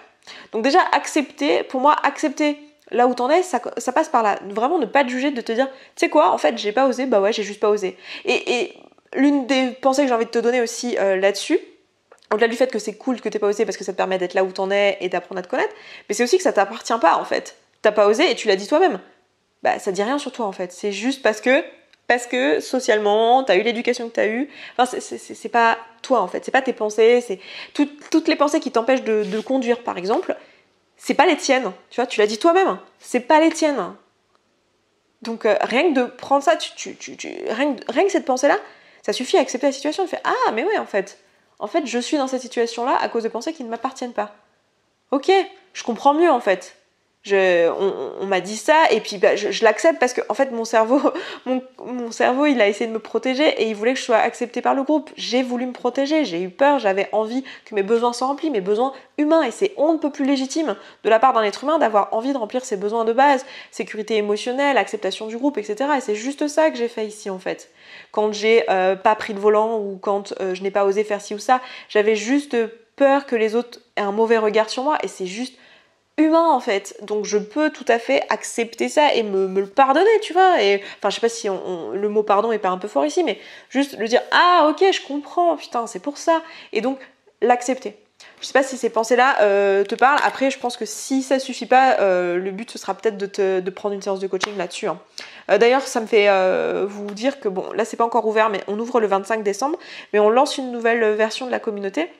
Et il va y avoir différents niveaux auxquels tu peux évoluer dans ton travail sur toi, soit tout au début débroussailler le terrain quand tu connais rien à l'auto-coaching, que tu ne te connais pas du tout, et vraiment avec des questions quotidiennes guidées, on va vous aider à débroussailler le truc et à partir d'un point de départ quand tu sais pas par où commencer, et je sais qu'il y en a beaucoup parmi vous qui savent pas par où commencer, et grâce à ces questions quotidiennes, tu vas pouvoir mettre le doigt et prendre conscience de certains trucs qui sont à l'origine du fait que tu n'es pas complètement épanoui dans ta vie. Là, ça a l'air d'être ton cas, c'est-à-dire que tu as mis déjà le doigt sur le fait que tu n'osais pas. Et une fois que tu as mis le doigt sur un truc sur lequel tu as envie de travailler, donc ton rapport aux relations aux autres, ça peut être un projet, ça peut être ton couple, ça peut être ton poids, ça peut être plein de trucs sur lesquels tu as envie de bosser. Dès que tu as mis le doigt sur un truc, tu vas avoir des outils dans une boîte à outils qui va te permettre de commencer à débroussailler ce sujet-là en auto-coaching.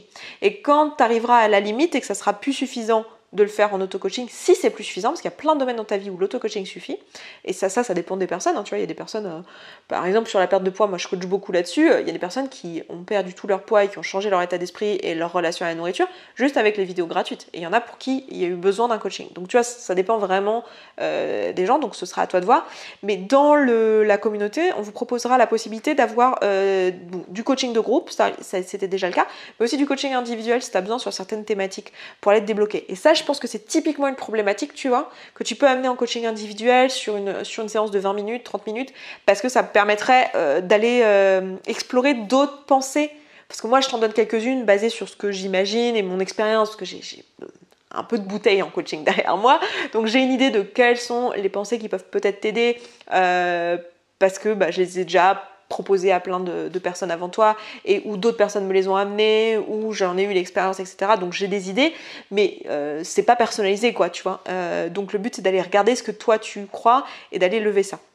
Voilà, donc peut-être que la communauté, ça peut être un moyen pour toi d'aller débroussailler ce terrain-là et d'aller avancer sur cette thématique.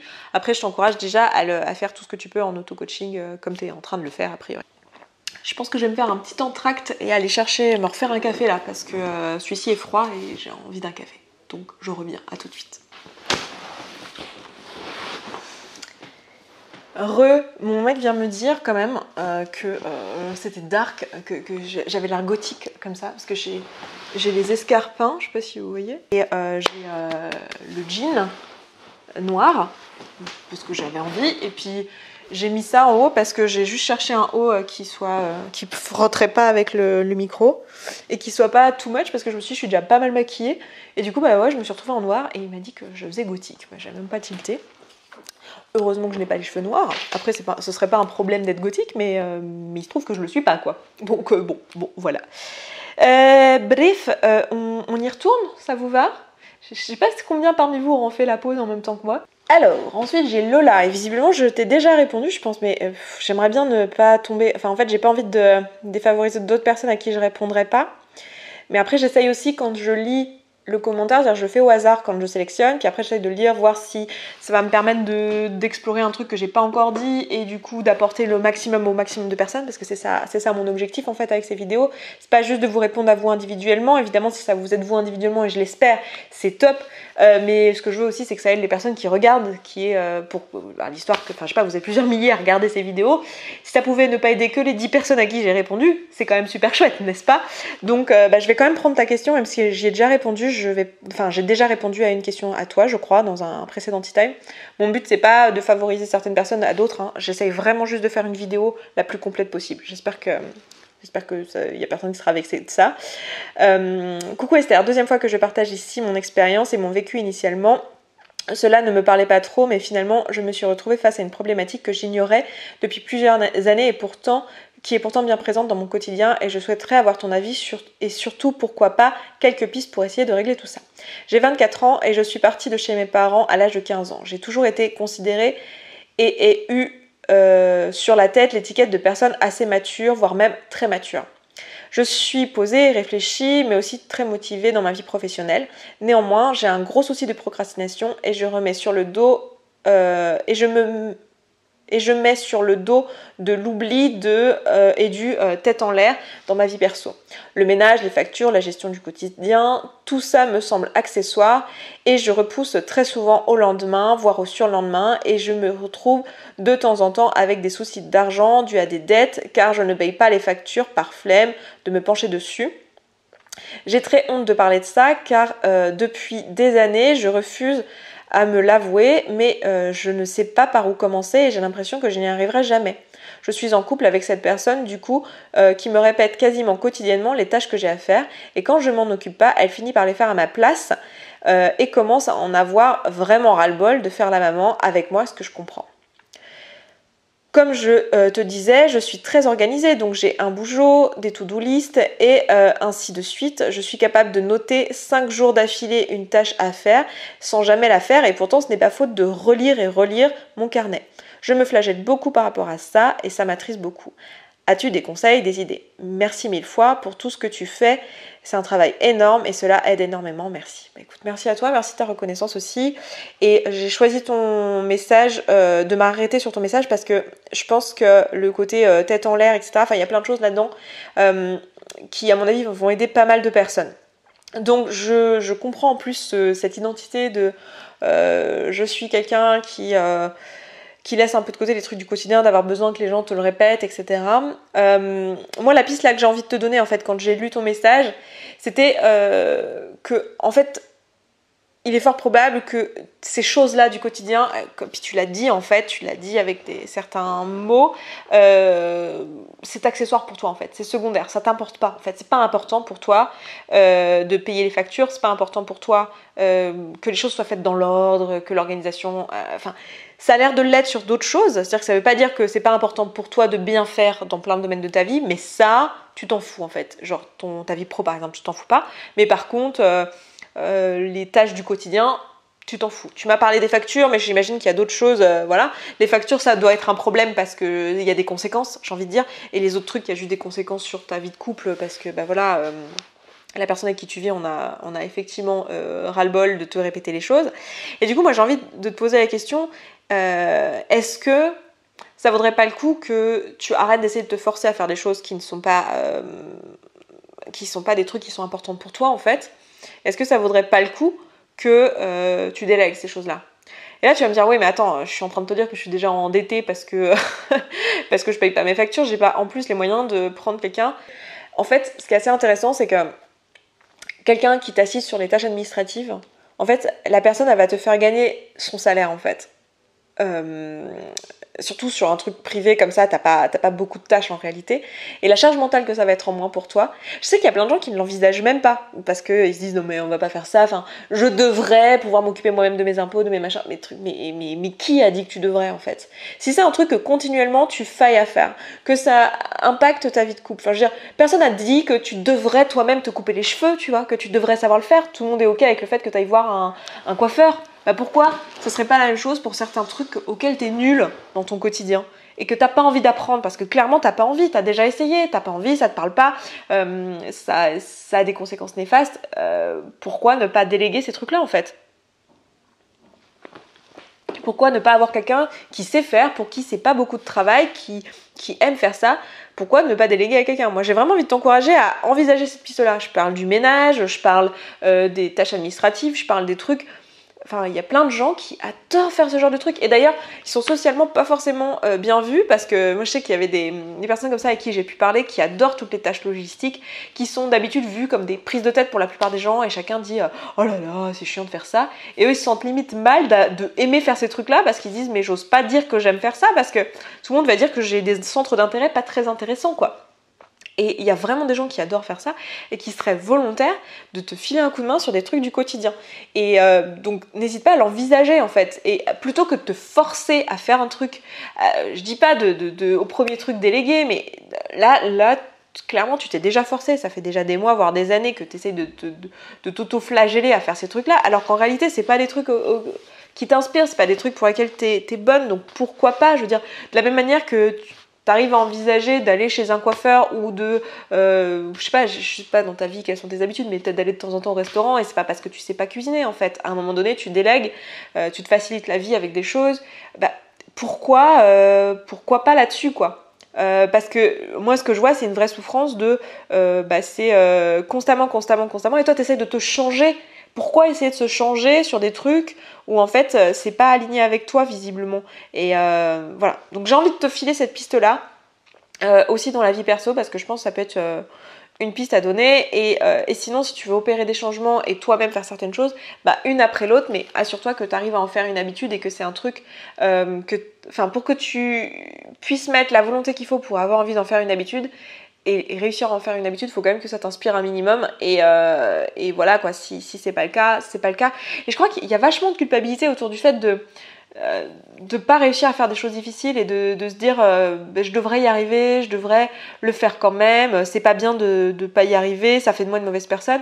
Tout ça pour moi c'est du bullshit, hein. Je veux dire, si tu veux pas de la conséquence que c'est de pas payer tes factures, bah délègue le fait de les payer à quelqu'un en fait.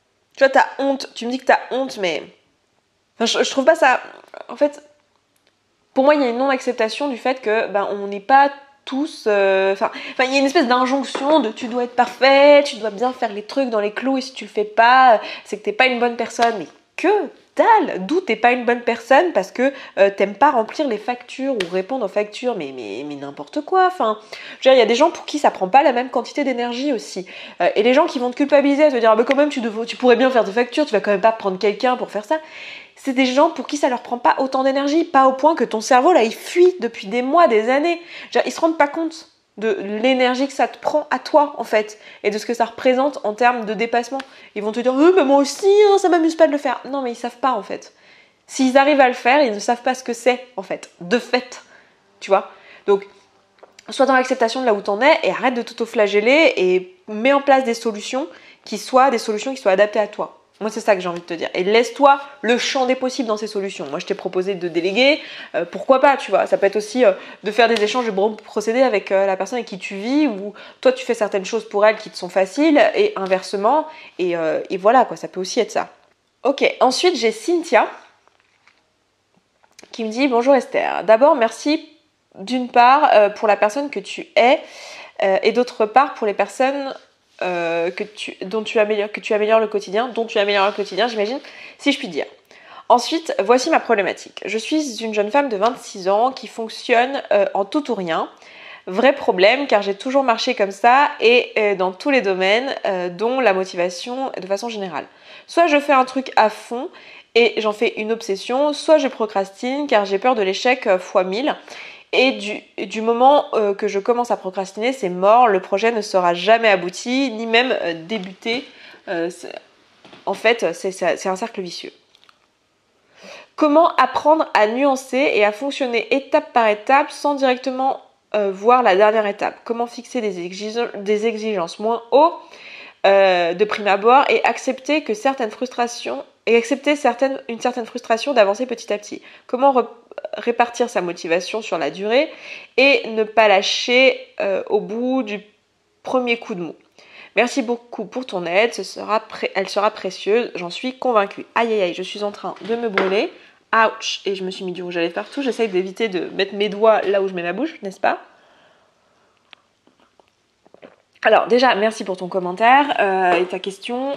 Je vois exactement ce que tu veux dire. Alors, je vais te dire un truc que j'ai déjà dit plusieurs fois en tea time et que je continuerai à vous dire. Là, tu es en train de faire quelque chose d'identitaire, d'un truc qui n'a pas lieu de l'être en fait. Tu me dis, je fonctionne en tout ou rien, j'ai toujours fonctionné comme ça, je suis comme ça, blablabla, blablabla. Bullshit. Bullshit. C'est pas un truc identitaire, c'est un choix de pensée. Genre aujourd'hui, alors c'est un choix qui n'a pas été éclairé, volontaire et intentionnel et tout ça, hein, on est bien d'accord, tu t'es pas dit tiens, et si je faisais des choix de merde en termes de pensée et que je m'auto-flagellais et que je me sentais super mal. Bien sûr que non, on est bien d'accord. Mais n'empêche que c'est un choix de pensée.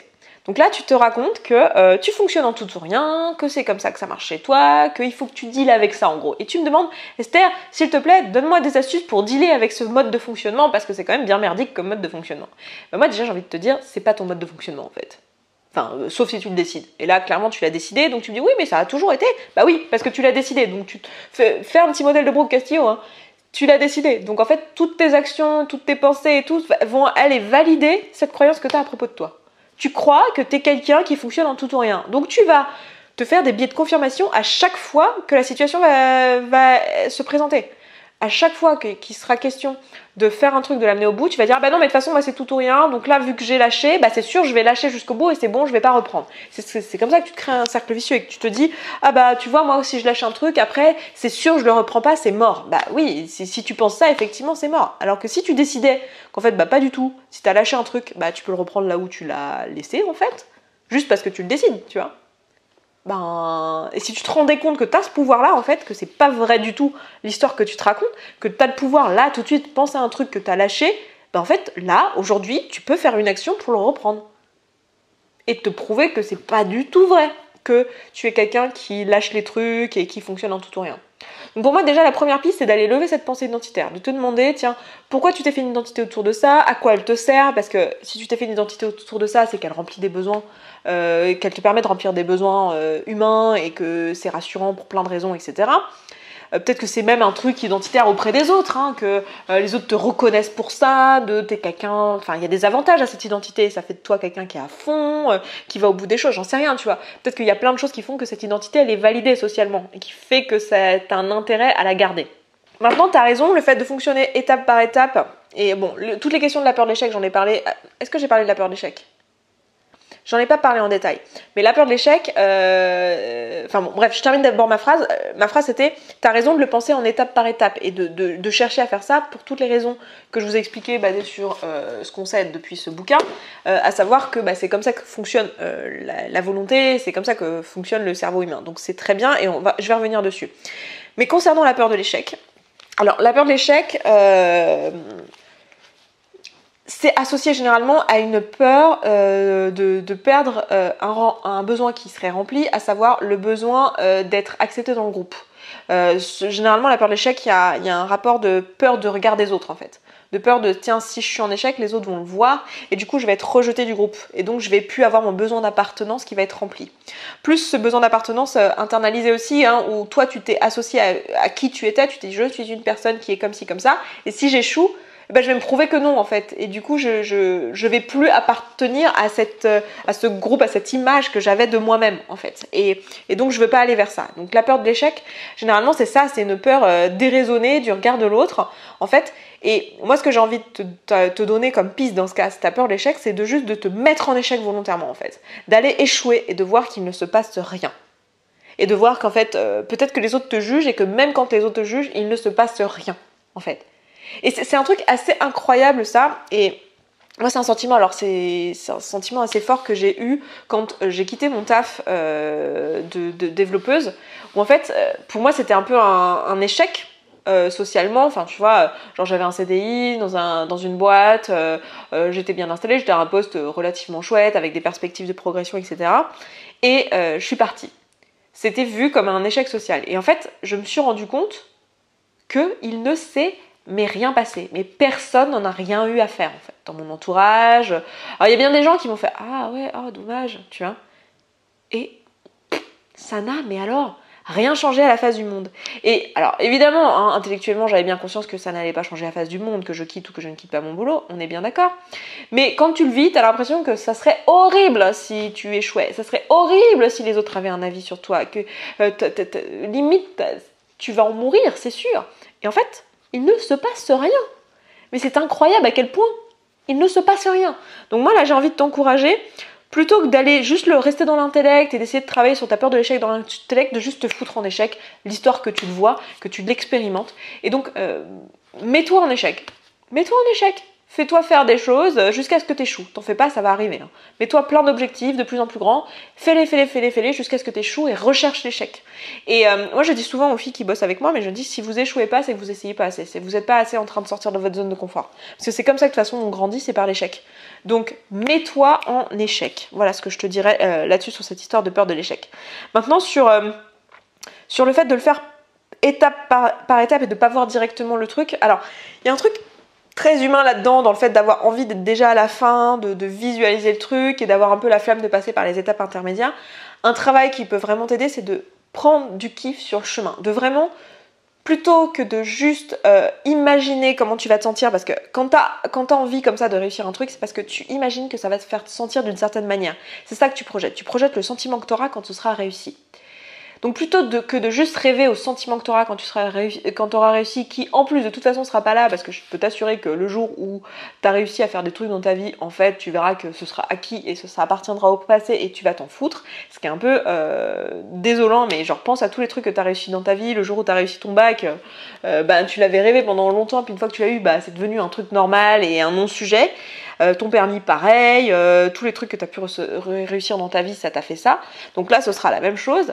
Donc plutôt que de miser sur le sentiment que tu auras quand tu auras réussi, le fantasmer, etc., ça va être beaucoup plus utile de juste kiffer le chemin pour y parvenir en fait. Et d'apprécier chaque étape. Donc moi, j'aurais envie de t'encourager à chercher comment tu peux kiffer chacune des étapes intermédiaires. Et ça peut vouloir dire qu'il y a des trucs que tu te crois comme obligatoires en intermédiaire que tu n'as pas envie de faire et c'est pour ça que tu procrastines, qui sont en fait délégables ou que tu peux en fait ne pas faire ou que tu peux faire d'une autre manière. Enfin, il y a plein de pensées que tu as où tu crois que tu es obligé de passer par des trucs qui sont pas nécessaires ou que tu peux quand même enfin il se peut que ce soit nécessaire d'en passer par là, mais tu peux les aborder d'une manière complètement différente. Et donc si tu penses plutôt en termes de comment je peux kiffer le chemin, comment je peux apprécier le chemin, ça va vraiment grandement changer la donne. Donc moi c'est ça là que j'aurais envie de te donner comme piste sur ce que tu m'as apporté et comment se fixer des exigences moins hautes et accepter une certaine frustration d'avancer petit à petit. Pour moi c'est pas une question d'acceptation de la frustration, c'est pour moi oublie la frustration, arrête de te faire de la frustration, c'est pas un problème d'avancer petit à petit en fait. Oublie le fait de te frustrer de ça, dis-toi plutôt comment je peux kiffer le chemin, chaque étape du chemin en fait, et comment je peux m'éclater sur le chemin en fait, plutôt que d'être là à vouloir te créer de la frustration. La frustration, c'est juste une émotion que tu crées avec tes pensées. Tu la crées parce que tu crois que c'est un problème de pas avancer vite. Alors que pas du tout. Et pourquoi tu crois que c'est un problème de pas avancer vite? Parce que tu crois que tu pourras te sentir mieux qu'une fois que ce sera fini. Sauf que pas du tout en fait. Tu peux te sentir super bien dès maintenant, tu peux kiffer le chemin dès maintenant. Et en fait, tu fais autant le truc pour la finalité que pour le fait de le faire en fait, parce que c'est fun de le faire, c'est génial de faire des projets, c'est génial d'avancer vers des trucs. Donc ensuite, j'ai Kevin qui me dit « Salut Esther, tout d'abord gros cœur sur toi, tu sais à quel point j'aime ton contenu et ton travail, oui je sais. Grâce à toi, j'ai compris beaucoup de choses sur la procrastination et comment y remédier. J'ai même réussi à mettre en place quelques habitudes solides et vraiment cool. Ça c'est cool. Et c'est vraiment cool, pardon. Je suis d'accord. Mon problème est le suivant. Maintenant que j'ai déjà mis en place des habitudes bien ancrées, j'aimerais en mettre en place des nouvelles. Mais ça bloque. Je procrastine sur ces nouvelles tâches et je fais certaines après 22 heures, ce qui fait que je me couche tard. Parfois, je les fais pas du tout et ça déborde sur mes week-ends. Bref, je pense que tu vois ce que je veux dire. Oui, complètement.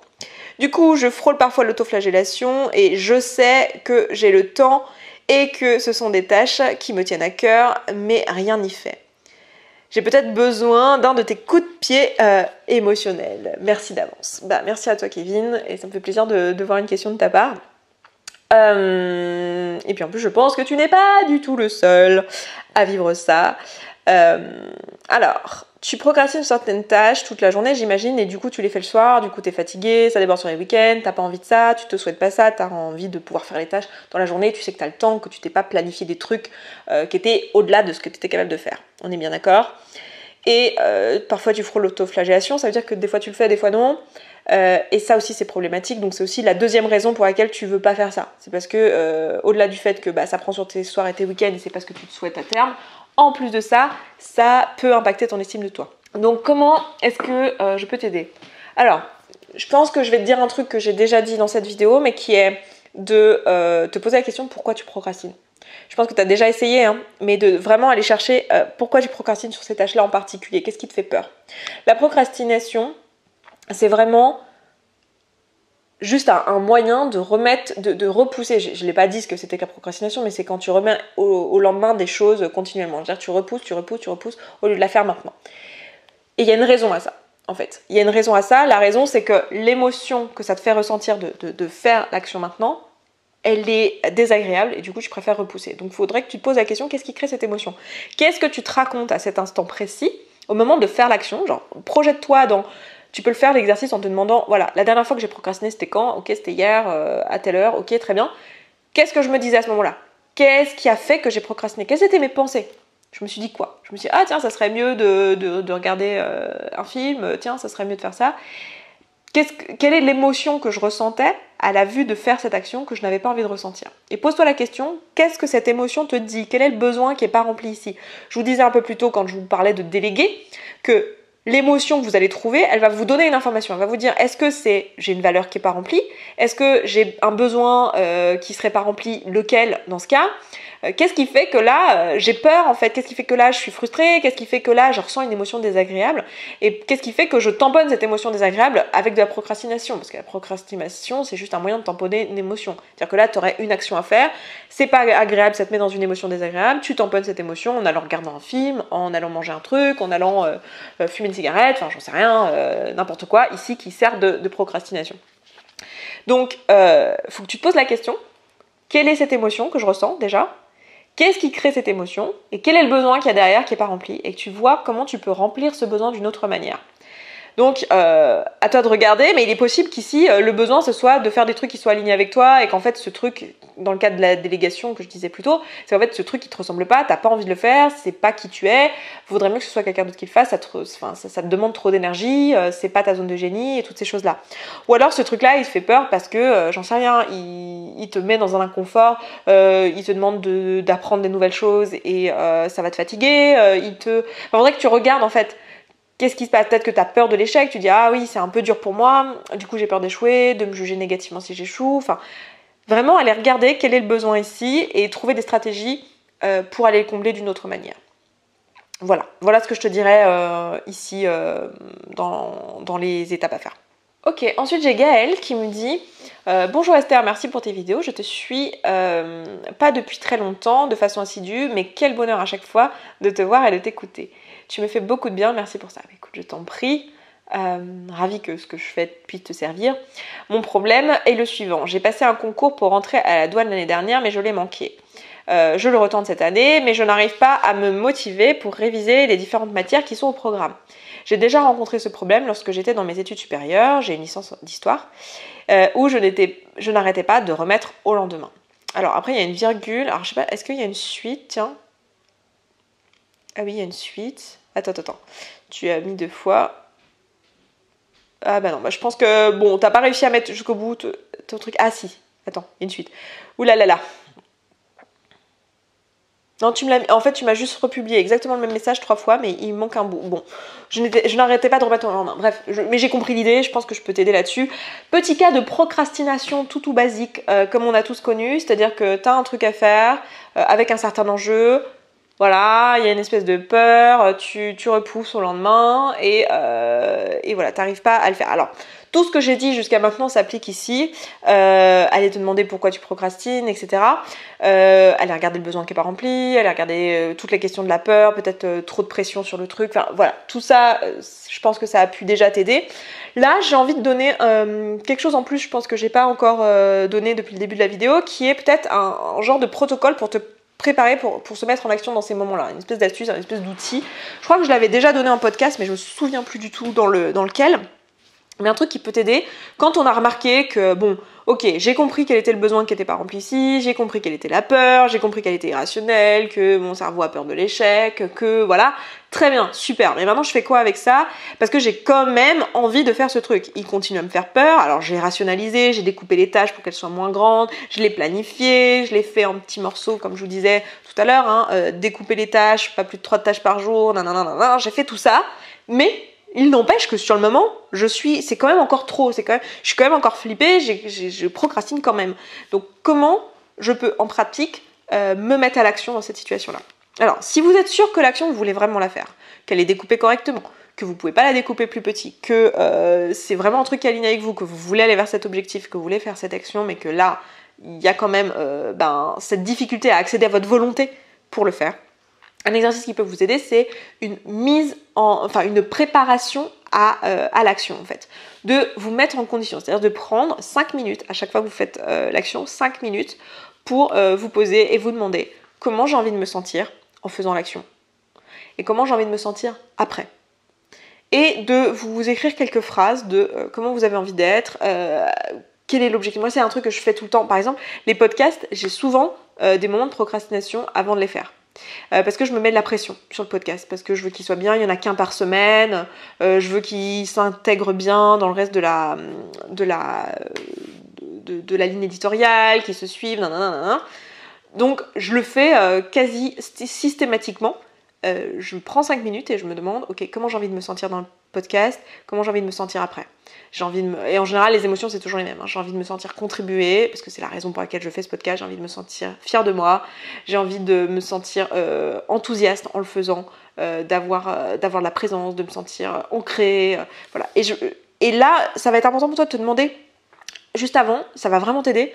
Parce qu'en fait, ça te permet de visualiser. Et tu vois, ça permet aussi d'accéder à ta motivation et à ta volonté, appelle-le comme tu veux, par étapes. C'est-à-dire que c'est plus facile de passer de je ne fais rien à je me demande comment j'ai envie de me sentir, que de passer de je ne fais rien à je fais l'action qui me fait peur, tu vois. Et une fois que tu es passé par l'étape de je me demande comment j'ai envie de me sentir et comment je vais me sentir et je me mets une intention de dans quel état d'esprit j'ai envie d'être en faisant l'action en question, le fait de te dire voilà, j'ai décidé que j'allais me sentir comme ça et que j'allais me mettre dans cet état d'esprit-là, tu vas voir que ça va être beaucoup plus facile. Limite, tu auras créé de la motivation et tu seras là, bon, bah c'est quand qu'on y va, quoi. Parce que maintenant que je me suis imaginé que ça va être trop bien et tout, j'ai envie d'y aller, quoi. Et donc, ce sera plus facile pour toi d'aller dans l'action après.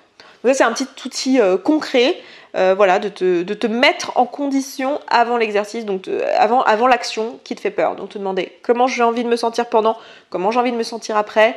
Et tu peux aussi te demander pourquoi j'ai envie de faire cette action, quelle est la raison qui me motive à faire cette action, etc. etc. Alors, ensuite, j'ai Lise qui me dit « Bonjour Esther, je te suis depuis plusieurs années et je suis admirative de ton parcours. Aussi, je te remercie de proposer ces échanges, c'est une très bonne idée. Je m'adresse à toi pour une problématique particulière. J'ai énormément de mal à me poser pour faire les choses qui me plaisent vraiment et me détendent, notamment le dessin, jouer aux jeux vidéo. Le plus souvent, ce sont des activités qui nécessitent d'être posées et au calme.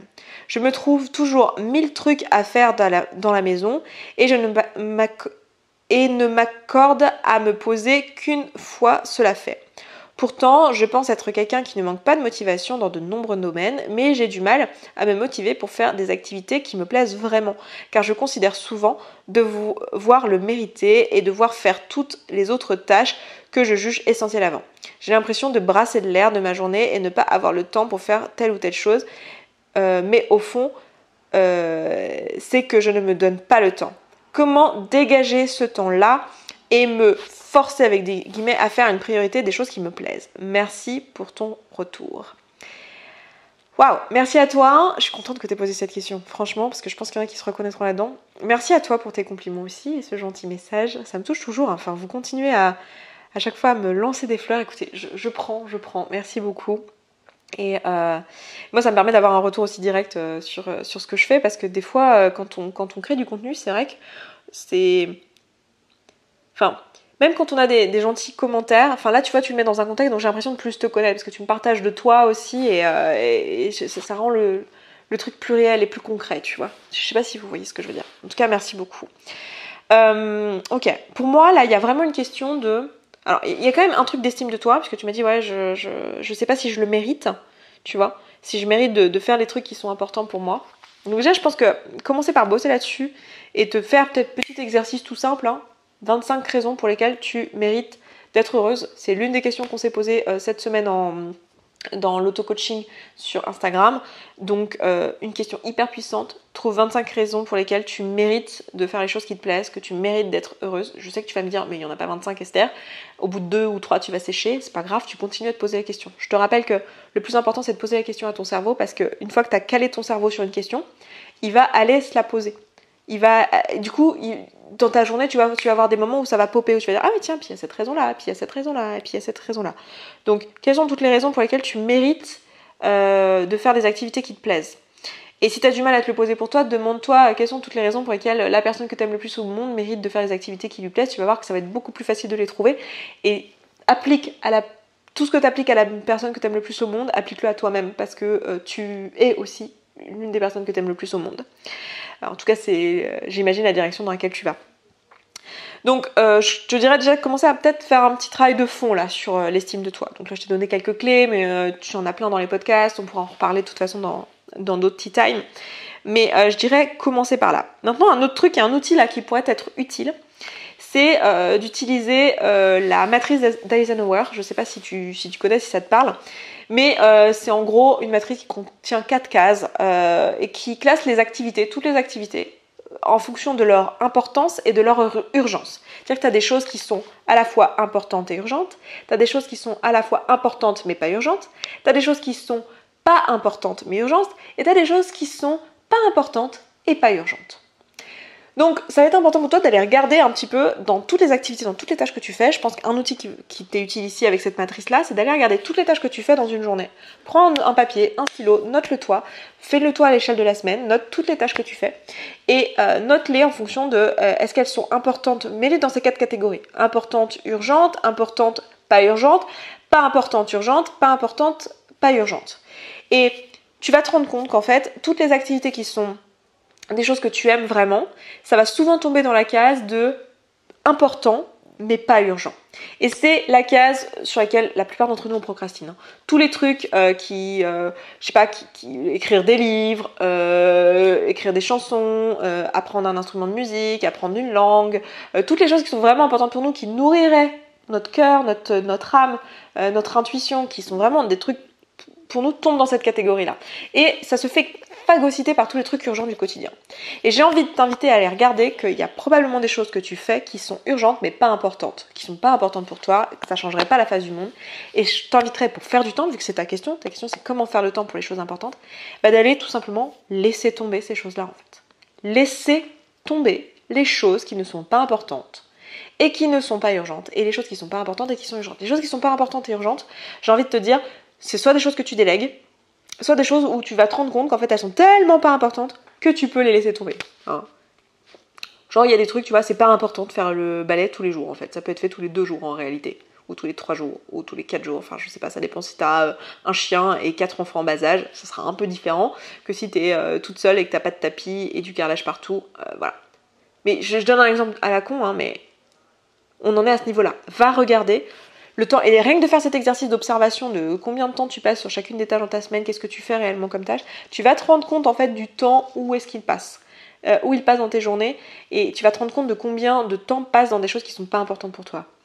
Et de combien de choses en fait tu peux tout simplement supprimer de ton quotidien, combien de choses tu peux déléguer, combien de choses tu peux faire une fois sur 2, combien de choses tu peux faire dans un temps plus réduit, et tu vas voir que tu vas comme ça te dégager de l'espace.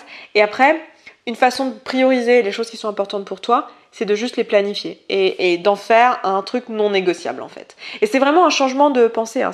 Et tout ce qu'on fait là en termes de développement personnel, il faut voir que c'est une question de choix de standard, de choix de pensée. C'est-à-dire d'arrêter de penser que tout ce que tu vis dépend du monde extérieur et de te rendre compte qu'en fait c'est toi qui as le contrôle avec tes pensées. Et il y a un moment donné où tu décides que c'est plus dans tes standards, que c'est plus possible pour toi que ça se passe comme ça, qu'à partir de maintenant tu n'es plus cette personne-là. C'est vraiment une question d'identité, de choix d'identité. Genre à partir de maintenant tu es une personne qui fait une priorité de ces trucs-là, point barre. Et c'est toi qui le décides en fait. Donc voilà ce que je te dirais moi pour t'aider là-dessus. Et je pense que je vais pas tarder à m'arrêter, je vais prendre une dernière parce que je pense que j'ai dit déjà pas mal de choses et que je suis fatiguée et que j'ai envie de m'arrêter de faire le montage et de poster cette vidéo à une heure qui soit pas trop tardive. Donc je vais prendre une dernière. Ah, j'en ai une super qui va sûrement aider pas mal de gens sur un sujet qu'on n'a pas encore abordé. Donc c'est Marie qui m'a dit « Coucou Esther, oh yes, tu es tombée sur ma question, alléluia, je suis trop contente, c'est un truc de dingue. » Bon, plus sérieusement, voici le contexte de ma question du jour. Je n'ai pas de problème de procrastination. Au contraire, je suis plutôt une machine à faire. Le problème, c'est que je me retrouve souvent à me sentir coupable lorsque je prends du temps pour moi, pour regarder un film ou lire par exemple, ce qui m'arrive donc rarement et j'ai tendance à m'épuiser.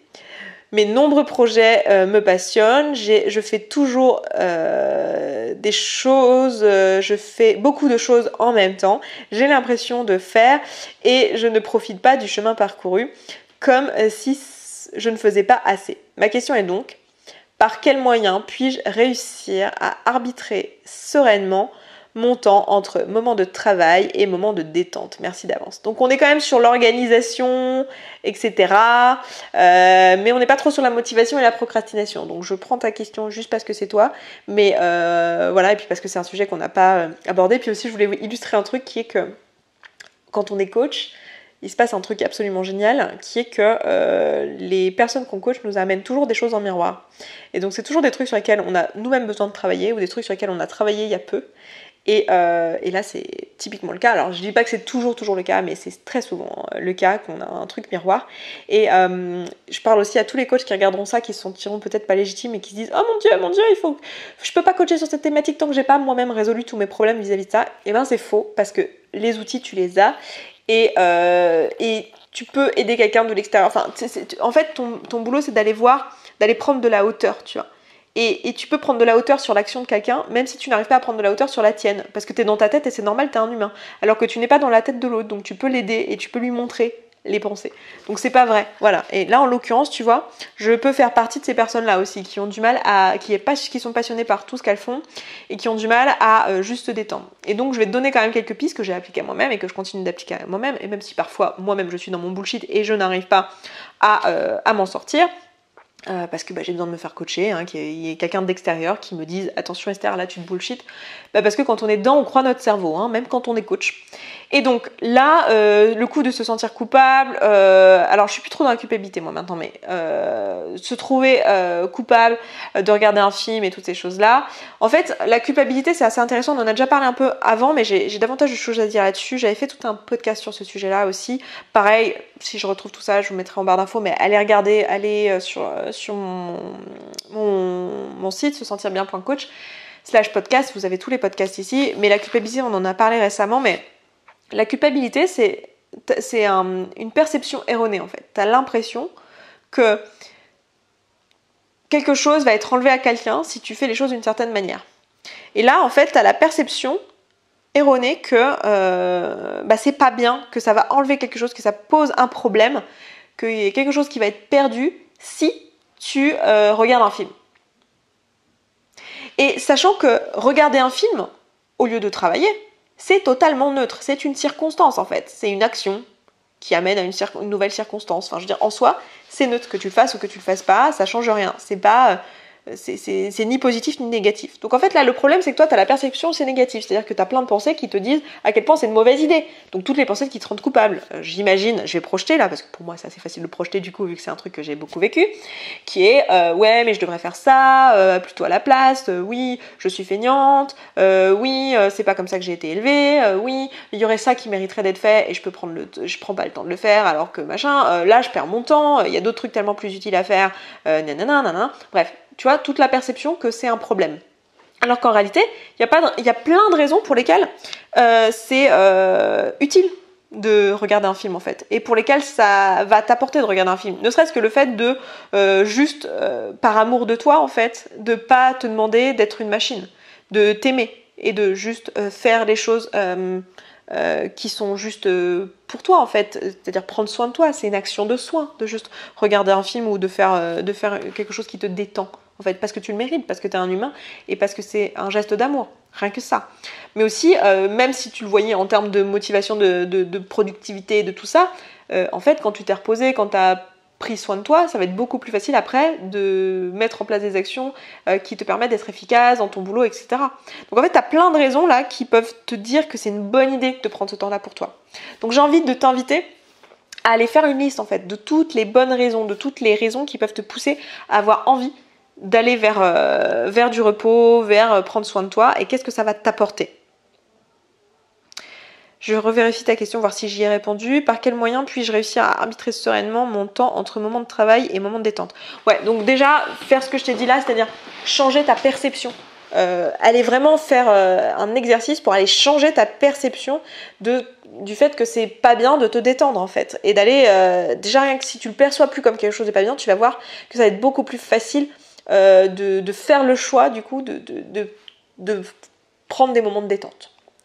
Voilà pour ce que je voulais te dire, et j'aimais bien cette question en fin de vidéo sur ce sujet là, parce que il y a souvent un côté un peu très frustrant dans le développement personnel. J'aurais peut-être dû le dire en début de vidéo parce que plus de gens l'auraient vu si c'était en début de vidéo, mais il y a quand même un truc un peu dans le développement personnel où on est là sur la motivation, et ça peut être ultra toxique. Et moi ça me pose un vrai problème. Je vais peut-être faire un insert pour le mettre en début de vidéo parce que je pense que ça peut être important que j'appuie un peu là-dessus. Mais pour moi c'est un vrai gros problème qu'on fasse ça comme ça. Et parce que du coup ça amène à des situations où on est dans l'épuisement. Et si vous êtes dans l'épuisement parce que vous vous demandez toujours plus, rappelez-vous que vous êtes un humain et qu'il n'y a aucune raison de se demander plus. Ça va pas vous rendre heureux. Hein. Je veux dire, réussir encore un nouveau truc, ça va pas vous rendre plus heureux en fait. Ce qui vous rend heureux, c'est l'instant présent, c'est là où vous en êtes maintenant en fait. Et c'est ce que vous faites maintenant, et du coup, c'est pas en projetant sur qu'est-ce que je vais pouvoir faire à l'avenir ou en s'imaginant. Enfin, je sais pas comment expliquer ça autrement que le bonheur, il est maintenant. Donc en fait, assurez-vous que là maintenant, vous êtes en train de vous traiter bien, que vous êtes en train pas de vous traiter mal en misant sur un avenir plus heureux en fait, mais de vraiment vous traiter bien et de kiffer le chemin dès maintenant. Voilà. Donc si vous êtes arrivé là, jusque là dans la vidéo, n'hésitez pas à me faire un petit commentaire, et on va prendre aujourd'hui le smiley, celui-là, là, vous savez, celui pour la force là. Et dites-moi en commentaire avec quoi vous repartez de cette vidéo. Donc petit smiley force suivi de avec quoi je repars de cette vidéo, quelle est la phrase, quelle est la pensée, quelle est la nouvelle perspective avec laquelle vous repartez cette vidéo. Et puis bah écoutez, moi je vous laisse là, n'hésitez pas à aller remplir le questionnaire pour la prochaine fois si vous voulez se retrouver. J'ai décidé en cours de vidéo, j'ai pas encore filmé l'insert, mais je vais le filmer, mais j'ai changé le thème, vous le saurez pas, enfin bon bref, maintenant vous le savez, bref c'est un peu de l'inception cette histoire, mais on se parle la semaine prochaine de corps, de relation au corps, de relation à soi, de complexe, etc. Donc n'hésitez pas à aller me soumettre vos problématiques autour de ça. Et puis bah écoutez, le lien du Google Drive, du Google Doc est dans la barre d'infos, enfin du Google questionnaire et dans la barre d'infos. Et puis moi je m'arrête là pour ce tea time, je vous embrasse, je vous souhaite une très belle soirée, nuit, et puis bonne semaine, et puis bah à très vite, ciao ciao.